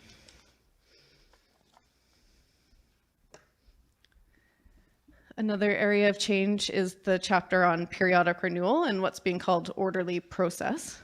So periodic review would be changed to periodic renewal. And this process would happen every 10 years instead of 15. So now I've really got my, I've got to finish this one before 10 years because we'll be in the next one. And while the current periodic review is focused a little more on reviewing day-to-day implementation, the renewal adds more matters to be reviewed in line with law and policy mandate changes. It's a little bit like a Me Too clause, where if we see something we like in other agreements, it gives us that go ahead to negotiate it for TFN too. Periodic renewal also allows for the parties to establish common objectives. So again, I talked a little bit about measures earlier, setting out some actual indicators or measures that we would be able to review with your treaty partners every 10 years to see how the treaty is impacting members from a socioeconomic lens. So that's a bit of a nerdy piece, but I think it's really exciting and gives us something tangible to work on with the partners. And then the changes also include a new orderly process. And what that means is that it includes a process for TFN to adopt any new rights into the treaty if they're found in law, such as court decisions. So if another nation in a similar situation to TFN proved something new as part of their Aboriginal right, there's a process set out in the treaty for how we would negotiate that and include it in your rights.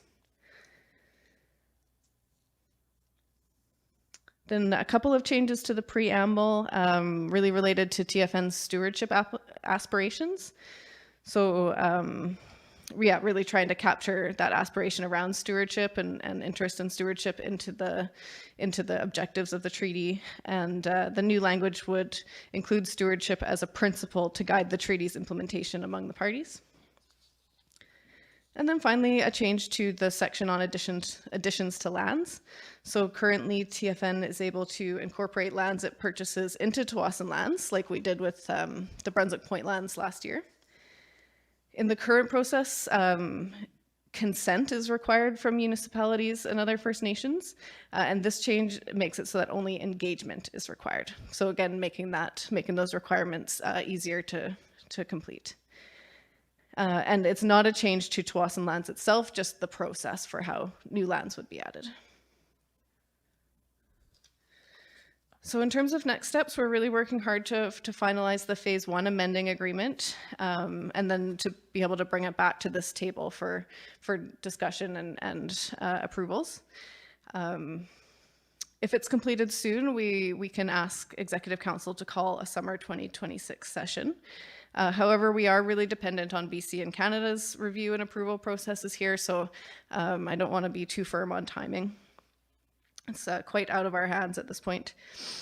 From there, we've got a communications and info campaign ready to go, but we want to press play on it at the right time, so members are getting that information kind of leading up to the session where it will be voted on. So working on that in the background. And then we'll be negotiating with BC and Canada on the phase 2 and 3 items, at least for a couple years at this point, I would say. So lots more work to come on this one. And yeah, happy to answer any questions. Anything too technical, I might have to take away and come back next session, but happy to do my best. Haichka. Oh, thank you so much, Twyla, for that presentation. We can really see all of the hard work that you and your team have put into this, and how you appreciate the journey that we took to get here is now sort of being somewhat shadowed in the periodic review process. I now would like to invite legislators to ask any questions from the presentation that you saw about the periodic review. Legislature Tukwila, Bryce Williams. Haichka Maddie for the Feather and Haichka Twyla for your presentation. Just curious, it is mentioned that there's potential for a summer session that might be needed. How long would that session potentially be, or you could foresee it being? It's important work. I'd imagine that would be like a 2 to 3 day session or something like that, or 4. But yeah, just curious on what your thoughts are on that. Haichka. Haichka Legislature Twyla. Haichka, Squeakle, and Feather Runner, and legislator for the question. I believe the least we would do it in 2 days, so 1 day to really do a much more detailed presentation than what I've just done, and then some time to sit on it, and then coming back to vote in a second day. I think that could be done, potentially a 3rd day, and it would also depend on if any other legislative items come up in the meantime that we'd want to bring forward. Haichka Legislature Tukwila, did you have a follow-up? Haichka Squikewill, Haichka Maddie for the Feather, and Haichka once again to Twyla. Just curious about how much notice you could potentially see us getting. I know it depends on decisions from BC and Canada, but just curious about that. I know it's going to be a busy summer. We have an election coming, as well as the fishing year is going to be quite busy this year, as it's the 4th year projected to be a lot of big numbers coming back, and there's going to be a lot of busy fishermen and fisherwomen. There's a few of us around the table, and just wondering how that might affect the numbers or anything like that. So just I guess just suggesting keeping that in mind, that it's going to be a pretty busy summer, but definitely I think everybody will do their best and show up and make sure that we're here to be able to make those decisions to help move our community forward. So thank you for that. Haichka Legislature. Any other questions regarding the periodic review in the phase 1, phase 2, phase 3?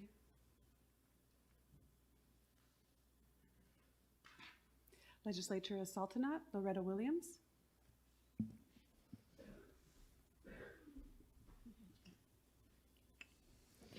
Thank you for the feather.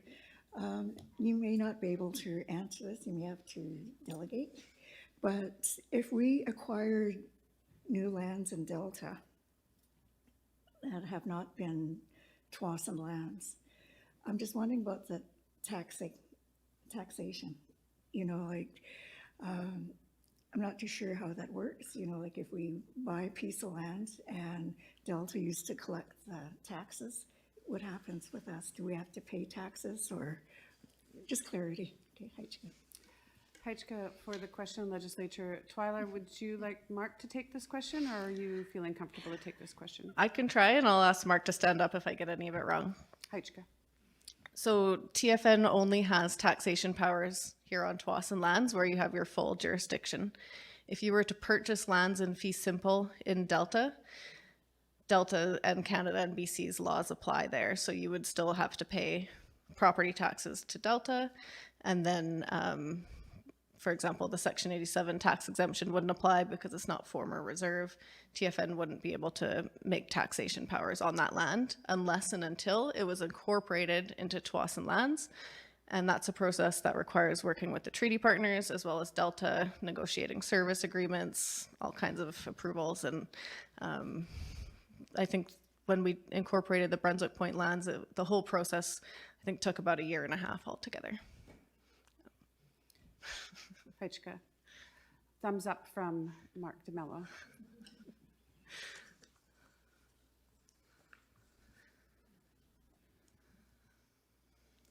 Any other questions with respect to the periodic review presentation that you just saw?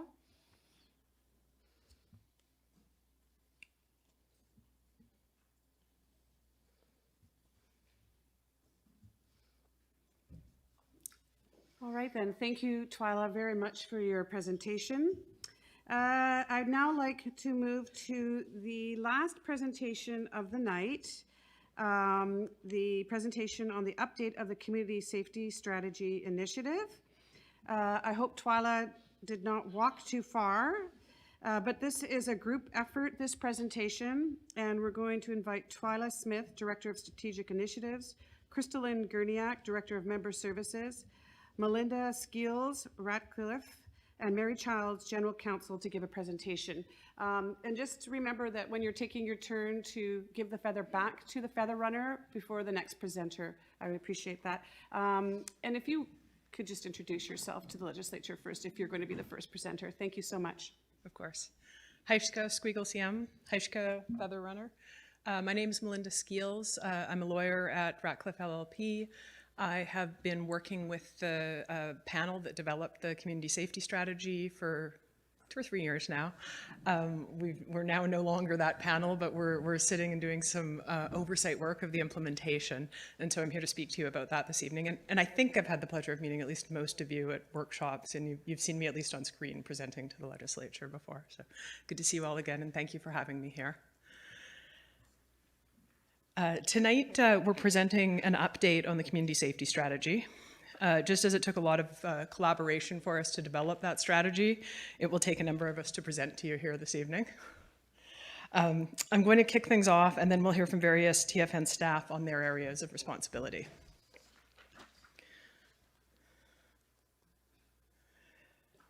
The first section of tonight's presentation, which I'm responsible for, is a quick overview of how we got here and the content of the strategy.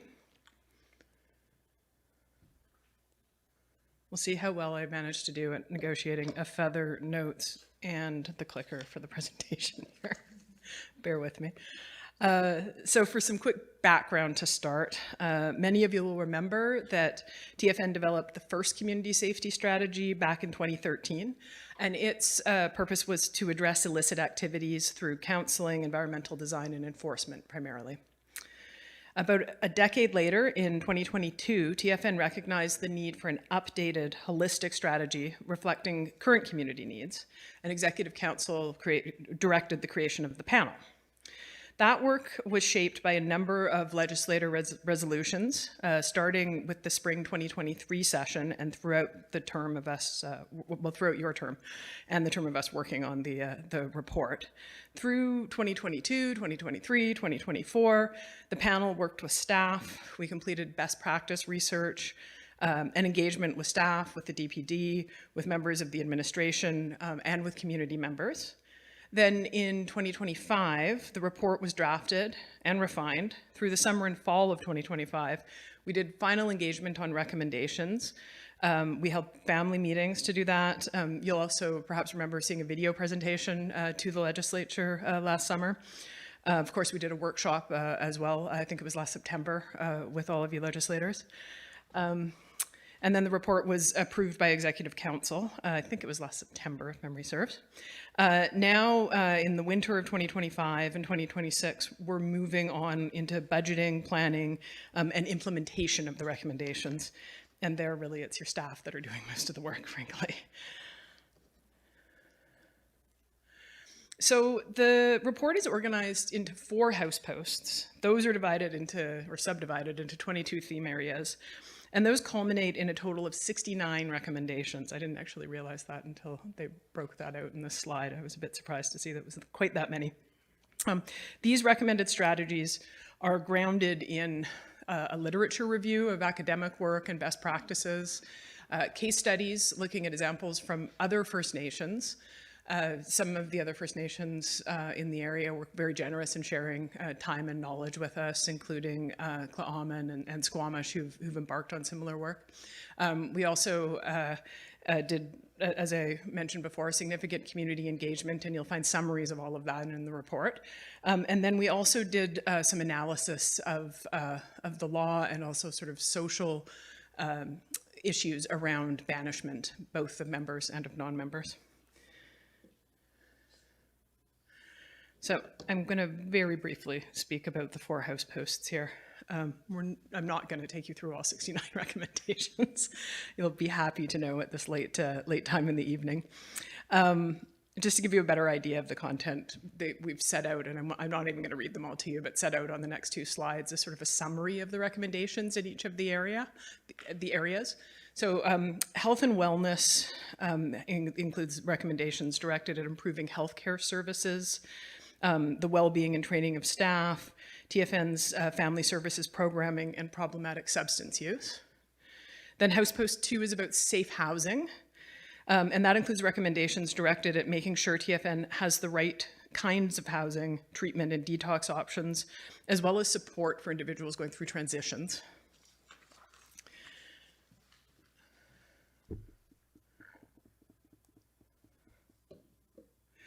House Post 3 is about physical infrastructure that supports safety. And the recommendation there is around road safety and the prevention of crime through environmental design. And that is really an area that your staff has been working long and hard on, and that our primary recommendation was for them to stay the course and continue to engage with your members and be guided by them in how they do that work. And then finally, House Post 4 was public order and safety. The recommendations are around policing and enforcement, emergency communications, and then this issue of banishment. Now, implementing these recommendations will require actions across TFN government, including the departments that provide frontline services like health, family services, and the Halalam Collective. And it also requires action from those supporting departments like policy, legal, human resources, and communications. That is it for my portion. Heitschke, so much for your presentation, Melinda. Twyla, you're next. Heitschke Squeakle and Heitschke to the Feather Runner. Yeah, so as Melinda spoke about, our work over the last few years has really focused on listening to members and experts to get us to the point of having the strategy complete and approved. And now our work really shifts into how we incorporate these recommendations into our budgets and into our short, medium, and long-term planning. So as Melinda mentioned, nearly all areas of TFN government are touched by these recommendations. There's also a lot of different types of actions that we need to take. So this slide just really illustrates the kinds of questions we're asking ourselves to develop an implementation plan. For example, the recommendations are asking us to do things like study and analyze a problem further, design a new program, communicate information, and clarify staff roles. So once we work out exactly what's being asked of us, we then have to think about what we need to implement it. There was already a lot of work happening while the strategy was being developed. So our first question on each recommendation is, what are we doing already and how does it align with our current plans? Do we need new staff or can we add it to existing responsibilities? And for many of them, what does success look like in the short, medium, and long term? It's really a complex planning work that also requires a lot of collaboration across departments. So we're going to be working together closely across departments for several years to do this work. And so this slide is really to show how we will work on the CSS implementation over multiple years. And that's by integrating it into our planning and budgeting cycles. So it's not something that we can just look at once and make a few changes. The strategy has given us some short-term answers, but some recommendations require building new partnerships, working with members in different ways over the long term. So it's important that as we move ahead, we're really building the strategy into those annual planning, budgeting, and reporting cycles, and always continuing to ask ourselves how we can continue to improve on and build on our progress. So we plan on continuing to report to the expert panel and to TFN leadership on progress a few times a year to make sure we stay on track. And I think over the coming year, we'll have some more detailed implementation plans and other documents to share with this table as well.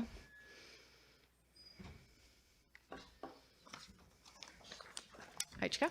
Haichka, Twyla, Lakwia, Crystal, and Girniak. Haichka Squeakle and Haichka Maddie for the feather. So I'm going to be presenting on the current fiscal or the current budget. In the next slides, we want to just highlight some of the planning that we've done for the upcoming fiscal year, including investments in the community safety that you'll see across the Appropriations Act. As mentioned, the implementation will take places over several years, but staff have worked hard over the last couple of months to ensure we're forging ahead with implementation in a timely and effective way.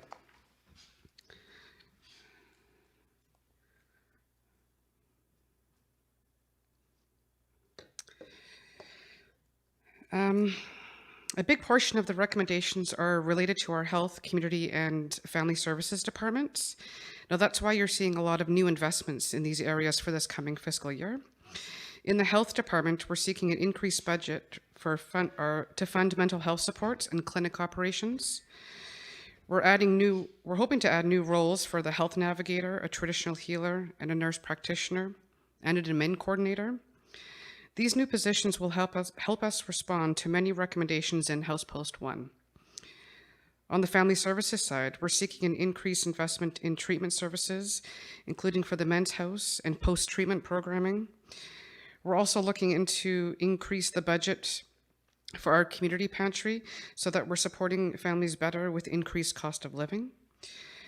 We're seeking increased demand for many of these services.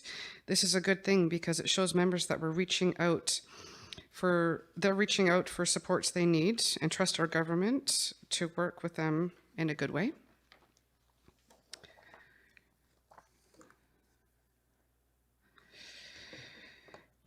The next slide is housing, and housing has been a high priority for TFN government for many years now, and we continue to advance both types of housing as we all expand and create new supportive housing programs.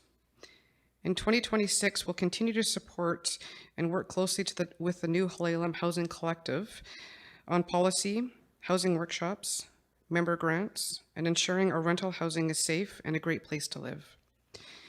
We're also advancing 4 new turnkey duplexes of ownership and starting mortgages and first-time home buyers workshops. Our Aging at Home program supports elders for well-being and the ability to age in place through some home repairs for accessibility and safety. Our lands department continues to assist members to develop services to service their lands. As many of you know, housing is not something that we can create overnight, and we look forward to integrating the community safety recommendations further into our housing programs over the coming years.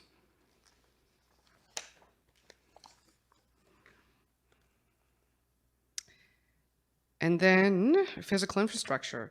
So House Post 3 is just one recommendation. It's about how we can improve road safety and improve overall safety through our built environment. As you can see from the slides, there are a lot of capital projects that will contribute to safety. I'm not going to go through all of them because Sean has gone through most of them the other night. And then we'll be presenting it again. But here it is in detail on the capital schedules. But they're directed to making sure that our members feel safe walking and driving here in our community. Things like median improvements, speed bumps, sidewalks, lighting, closures to reduce traffic in the village area, and more parking. All of these projects contribute to safety by naturally deterring crime and encouraging safe, positive of our shared spaces. And I'm going to pass it on to the next presenter. Hajka, Crystal, for your presentation. Mary? Hajka, Squeakle Sam, and Hajka to the Feather Runner.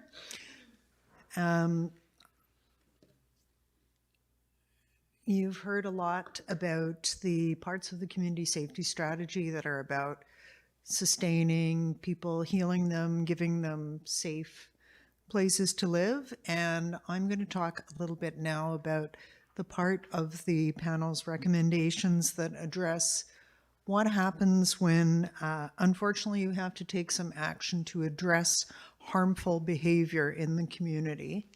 So in this context, the panel looked at legal measures, legislation, and banishment, including exclusion of non-members. And there are a number of recommendations in the report. And EC decided that it would be sensible to tackle them in two phases. The first phase are those steps that don't require a lot of extensive community consultation, principally because the focus here is in the short term at looking at measures to address harmful behavior by non-members. And so you'll be aware of some of these changes because one of them is in the Community Safety Amendment Bill that is before the legislature in this session.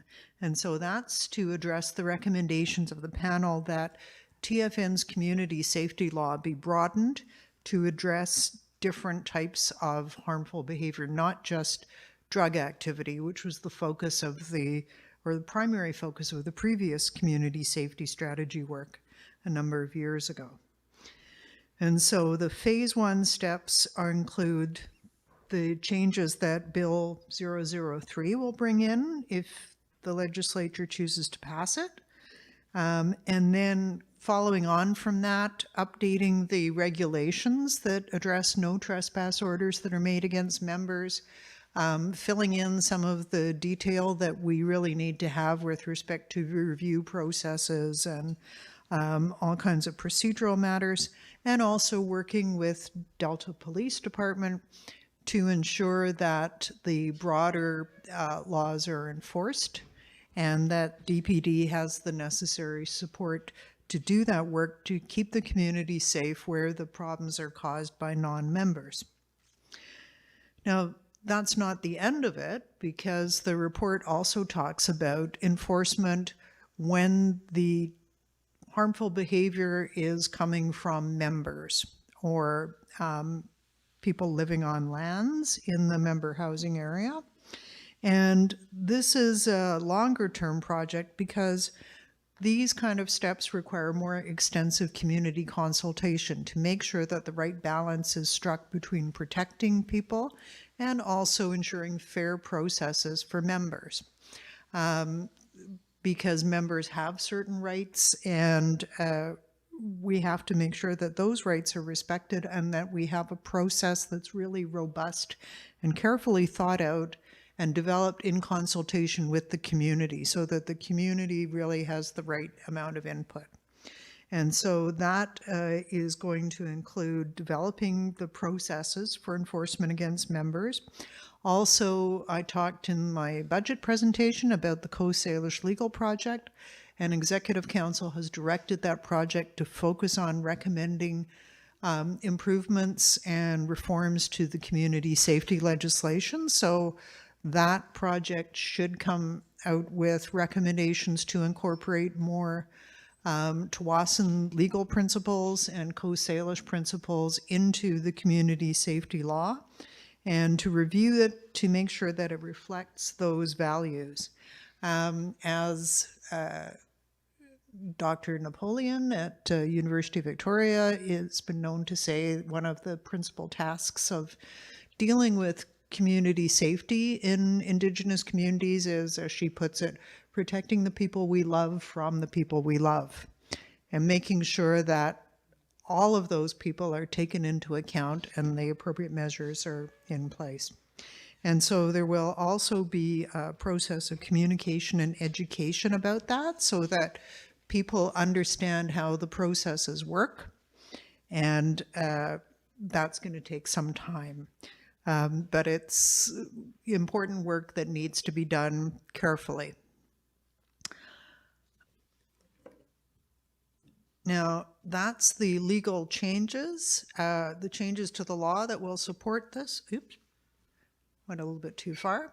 And some of the recommendations involve not so much changing the law, but changing some of the mechanisms for law enforcement. So working with the Delta Police to create a single contact point for enforcement, like a dispatch, so that when you're calling up, you don't have to figure out, is this a bylaw question or a police question?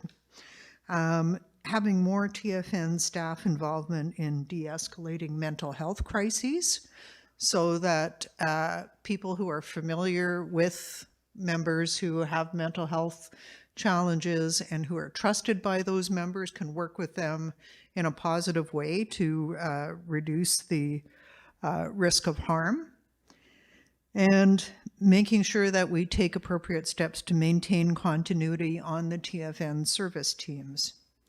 So our enforcement teams, our bylaw teams, are working closely with DPD and will continue to do so in implementing the community safety legislation as amended.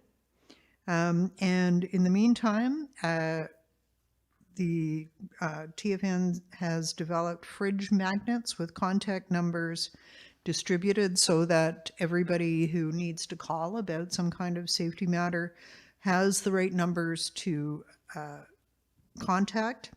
And I've been asked, it says here, just to remind everybody that if anybody has a concern about violence or criminal activity or safety, the starting point is to call Delta Police, and if it's an emergency, call 911.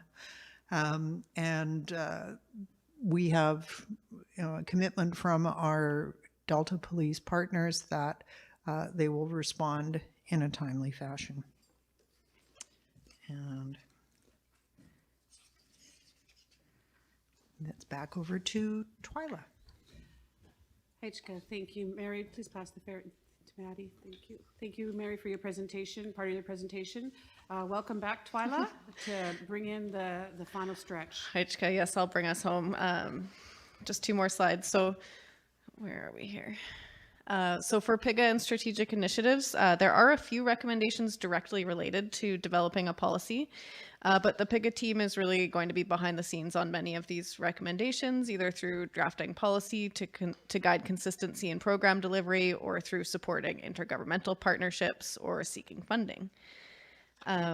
We have a whole variety of new and adapted policies to work through to support the recommendations, and we're also working to support implementation itself by supporting regular reporting and drafting of the implementation plan, that type of thing. We're also going to be working to share the strategy with TFN's treaty partners and seek funding. So we think we need to do a fair amount of external communications and advocacy work to ensure other levels of government are also contributing financially and otherwise to this work. TFN is doing a lot of heavy lifting in these areas. And so this strategy gives us a blueprint that we can use to get others to invest in or partner with us to help lighten the load.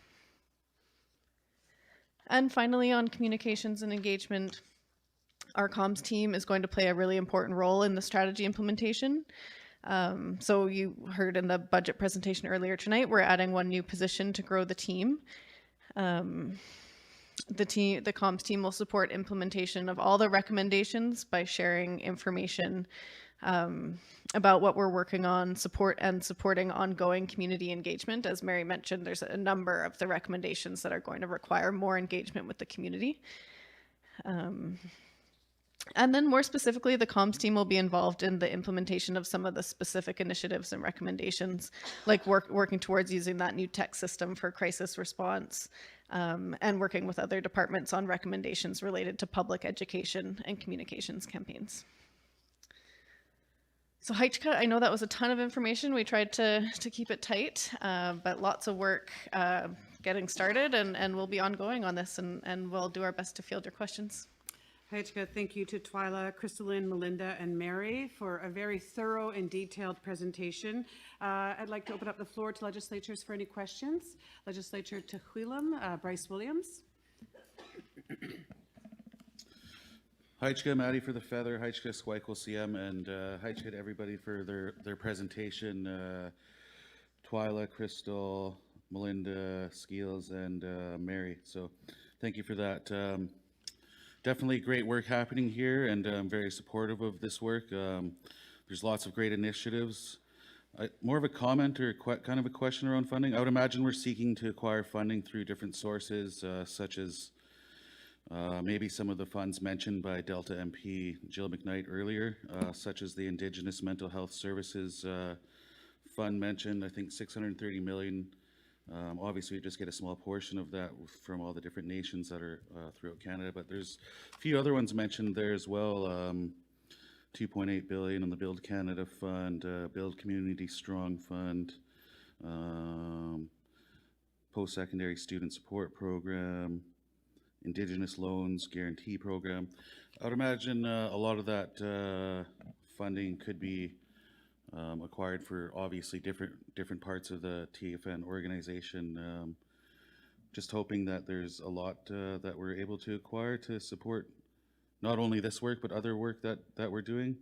My hope is that I'm just, I guess, curious. I think there are probably new funds and things that are announced, but just curious if we're able to access all that funding, if we qualify to access that funding as Treaty First Nations. I'm hoping that there's no roadblocks or anything when it comes to being involved in accessing those different funds. So I don't know if there's any insight on that can be provided. HYCHCA.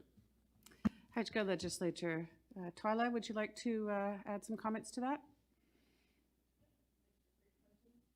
I would say we are early on that point, but absolutely we're going to get out there, hitting the ground, looking for funding. I actually have a co-op student on the team right now, and I just tasked him with looking up funding programs for every single one of the 69 recommendations that we could apply for. So I'll have that coming shortly. And I'm actually only aware of one program that we're not able to access because we're a treaty nation, and that's because we get funding from that same pot directly. So I'd like to say I don't expect that to be a barrier for us. But sometimes being a treaty nation also gives us a leg up in the negotiations, and we're able to access things that other nations can't too. HYCHCA. HYCHCA, Twyla. Thank you for that response. Any other questions or curiosities or comments from this presentation from legislatures? Legislature Saltanat, Loretta Williams. Okay, HYCHCA for the Feather.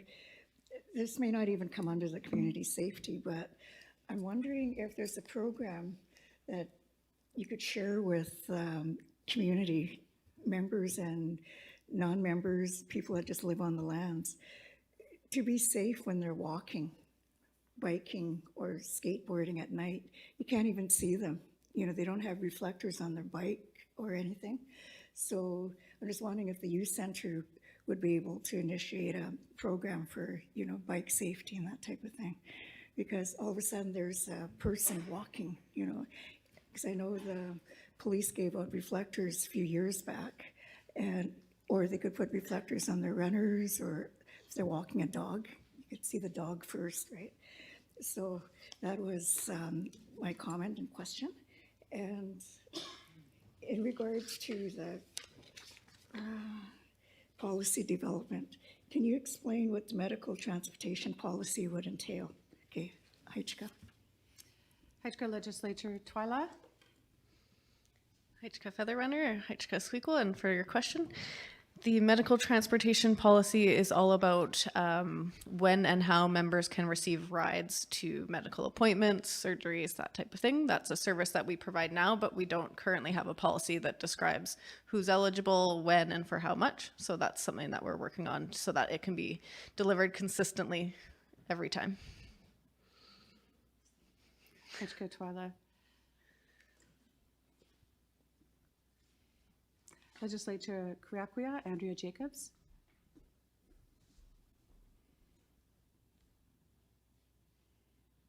Haichka Squeakle CM, Maddie for the feather, and for the well-rounded presentation. Couple comments. I really like the idea of the dispatch for the complaint system. Right now, I mean, I think just from experience, making a complaint about a dog, I think I had to go through 3 different agencies. It just wasn't helpful. So I'm really like that idea of having one dispatch, and I think we're really moving in the right direction for that. And then just also thinking about what Assaltanot had mentioned, the infrastructure, and it was already mentioned when Sean did his presentation that the infrastructure really does not support the safety of the community as a whole. It just doesn't. It's missing half of the TFN community. So just wanted to reiterate that one again. And then I know I sound like a broken record with this, and I know that one day I won't be the only one speaking about it, but again, I see nothing in here. If this is a community safety strategy for all community members, there still is nothing. I see nothing in here to help those members with disabilities. There's a big gap there, you know, and just, I guess I can speak from experience, you know. I've had to go through a number of, there's just no support. And, you know, I've gone through, we're trying to work with TFN, and there's no answers. The only answer I'm given is to, you know, put my son's name on a housing list, you know, where he's not close to a family. So, you know, for support for people and families, for those with disabilities, we should have some more options, because there's nothing. If this is the purpose, is to help everybody. And I know one day I won't be the only one speaking about that. So Haichka for listening. Haichka, thank you so much for your comments, Legislature. I'm sure staff heard the comments that Assaltanot made and that you've made, and we'll make sure that those are kept in the forefront of attention and programming. I see that Legislature Spalautuit, Terry Splockton has her hand up. Terry?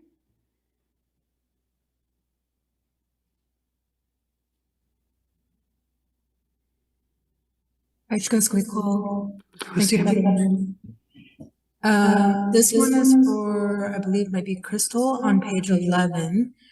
For the men's house stabilization and post-treatment funding, are you able to share approximate numbers of TFN male members being served, just at a high level? Sitama. Haichka Legislature Lakwia, Crystal? Haichka, for the question. I don't have those numbers offhand, but I can bring them back when I do my budget presentation in the next couple of weeks. But we do have a large group of men that we're supporting. It's not only just the stabilization. There's a number of men's groups that people meet at the men's house. There's counseling options. There's Wellbriety. So that's not just men's. It's also for post-treatment for men and women. So, but the house is specifically geared towards men coming out of treatment and going into stabilization and second stage at that house. But I will get those details and the data for you and come back. Haichka, Crystal. Legislature Palihuia, Don Williams.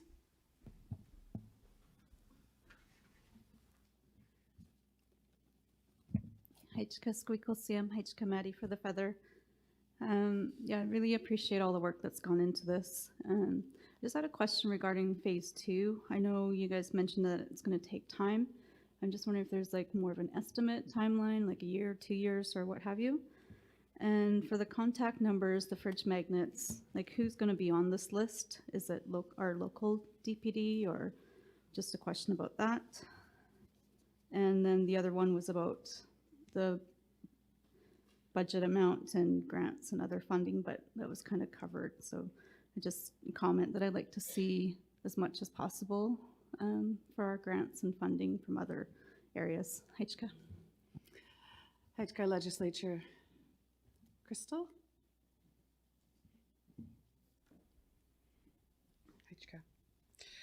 I can take a couple of the questions. So on the fridge magnets, we're hoping to have one point of contact. So it's easy for people to call in, like Andrea was talking about the dispatch. So we're hoping to have one point of contact. And once we sort that out, we will be doing a comms plan around that. And then the grants, we have already applied for a few grants. We've got some funding through Fraser Health right now for the nurse practitioner, and that's in the upcoming budget. We also have partnered with the South Delta Primary Care Network for the traditional healer and the health navigator, so those are also fully funded. And then also we have applied for a grant for just over $2 million to hopefully cover all of the costs of the men's house and almost the entire family services department, but that's probably about 6 months away before we find out if we receive those fundings. But we're actively looking, like Twyla was talking about, for grants to cover as much or if not all of it. Heichka, Crystal. Twyla, did you want to talk about phase 2 timing? Who is? Crystal? Oh, Mary, could you please talk about, I was going to hit it one, there was only Melinda left. I was going to, Mary, could you please talk about phase 2 timing? Heichka, the phase 2 of the work on the safety legislation is going to take a little bit of time because there's community consultation work that is in the work plan to be carried out with the assistance and under the direction of some of our external consultants. So it partly depends on their schedule and also when our staff can organize those meetings. It becomes a little bit complicated because of election schedules and things like that. But the community safety review work that's supposed to come out of our Coast Salish legal project they're scheduled to come out with recommendations by the end of this year. So that will be part of that feeds into the review of the legislation. So I would imagine realistically it would be maybe spring session of next year by the time all of that is in place. But I realize that's also possibly a lot to add on to a budget session, so it could be longer than that. I don't know if Melinda has any thoughts about this to contribute, because her work is part of that ongoing broader process of reviewing the community safety legislation and putting in place some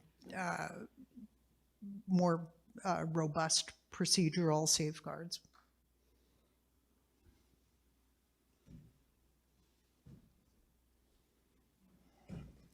Thank you, Mary. Melinda, did you have something to add? Not to be a naysayer, but I would suggest that Mary's suggestion of a year from now, looking at that, might be a tad optimistic. If we're looking at having the work from the Coast Salish Laws project by the end of the year, I'd expect that we'd want to be looking at how that would integrate into revisions to or amendments to the legislation and engaging on that. And that feels a bit tight to me. It's not to say that it's impossible, but I suspect it would probably be engagement through a good portion of next year. And when your legislature would sit to consider it following that, I obviously can't say on that point. Thank you, Melinda. You can go sit down now. No, just kidding. Thank you, Melinda. Legislature of Saltonot, Loretta Williams. Okay, Aichka, I promise this is the last comment and question. Just clarity, right now we have the Delta Police here in a portable.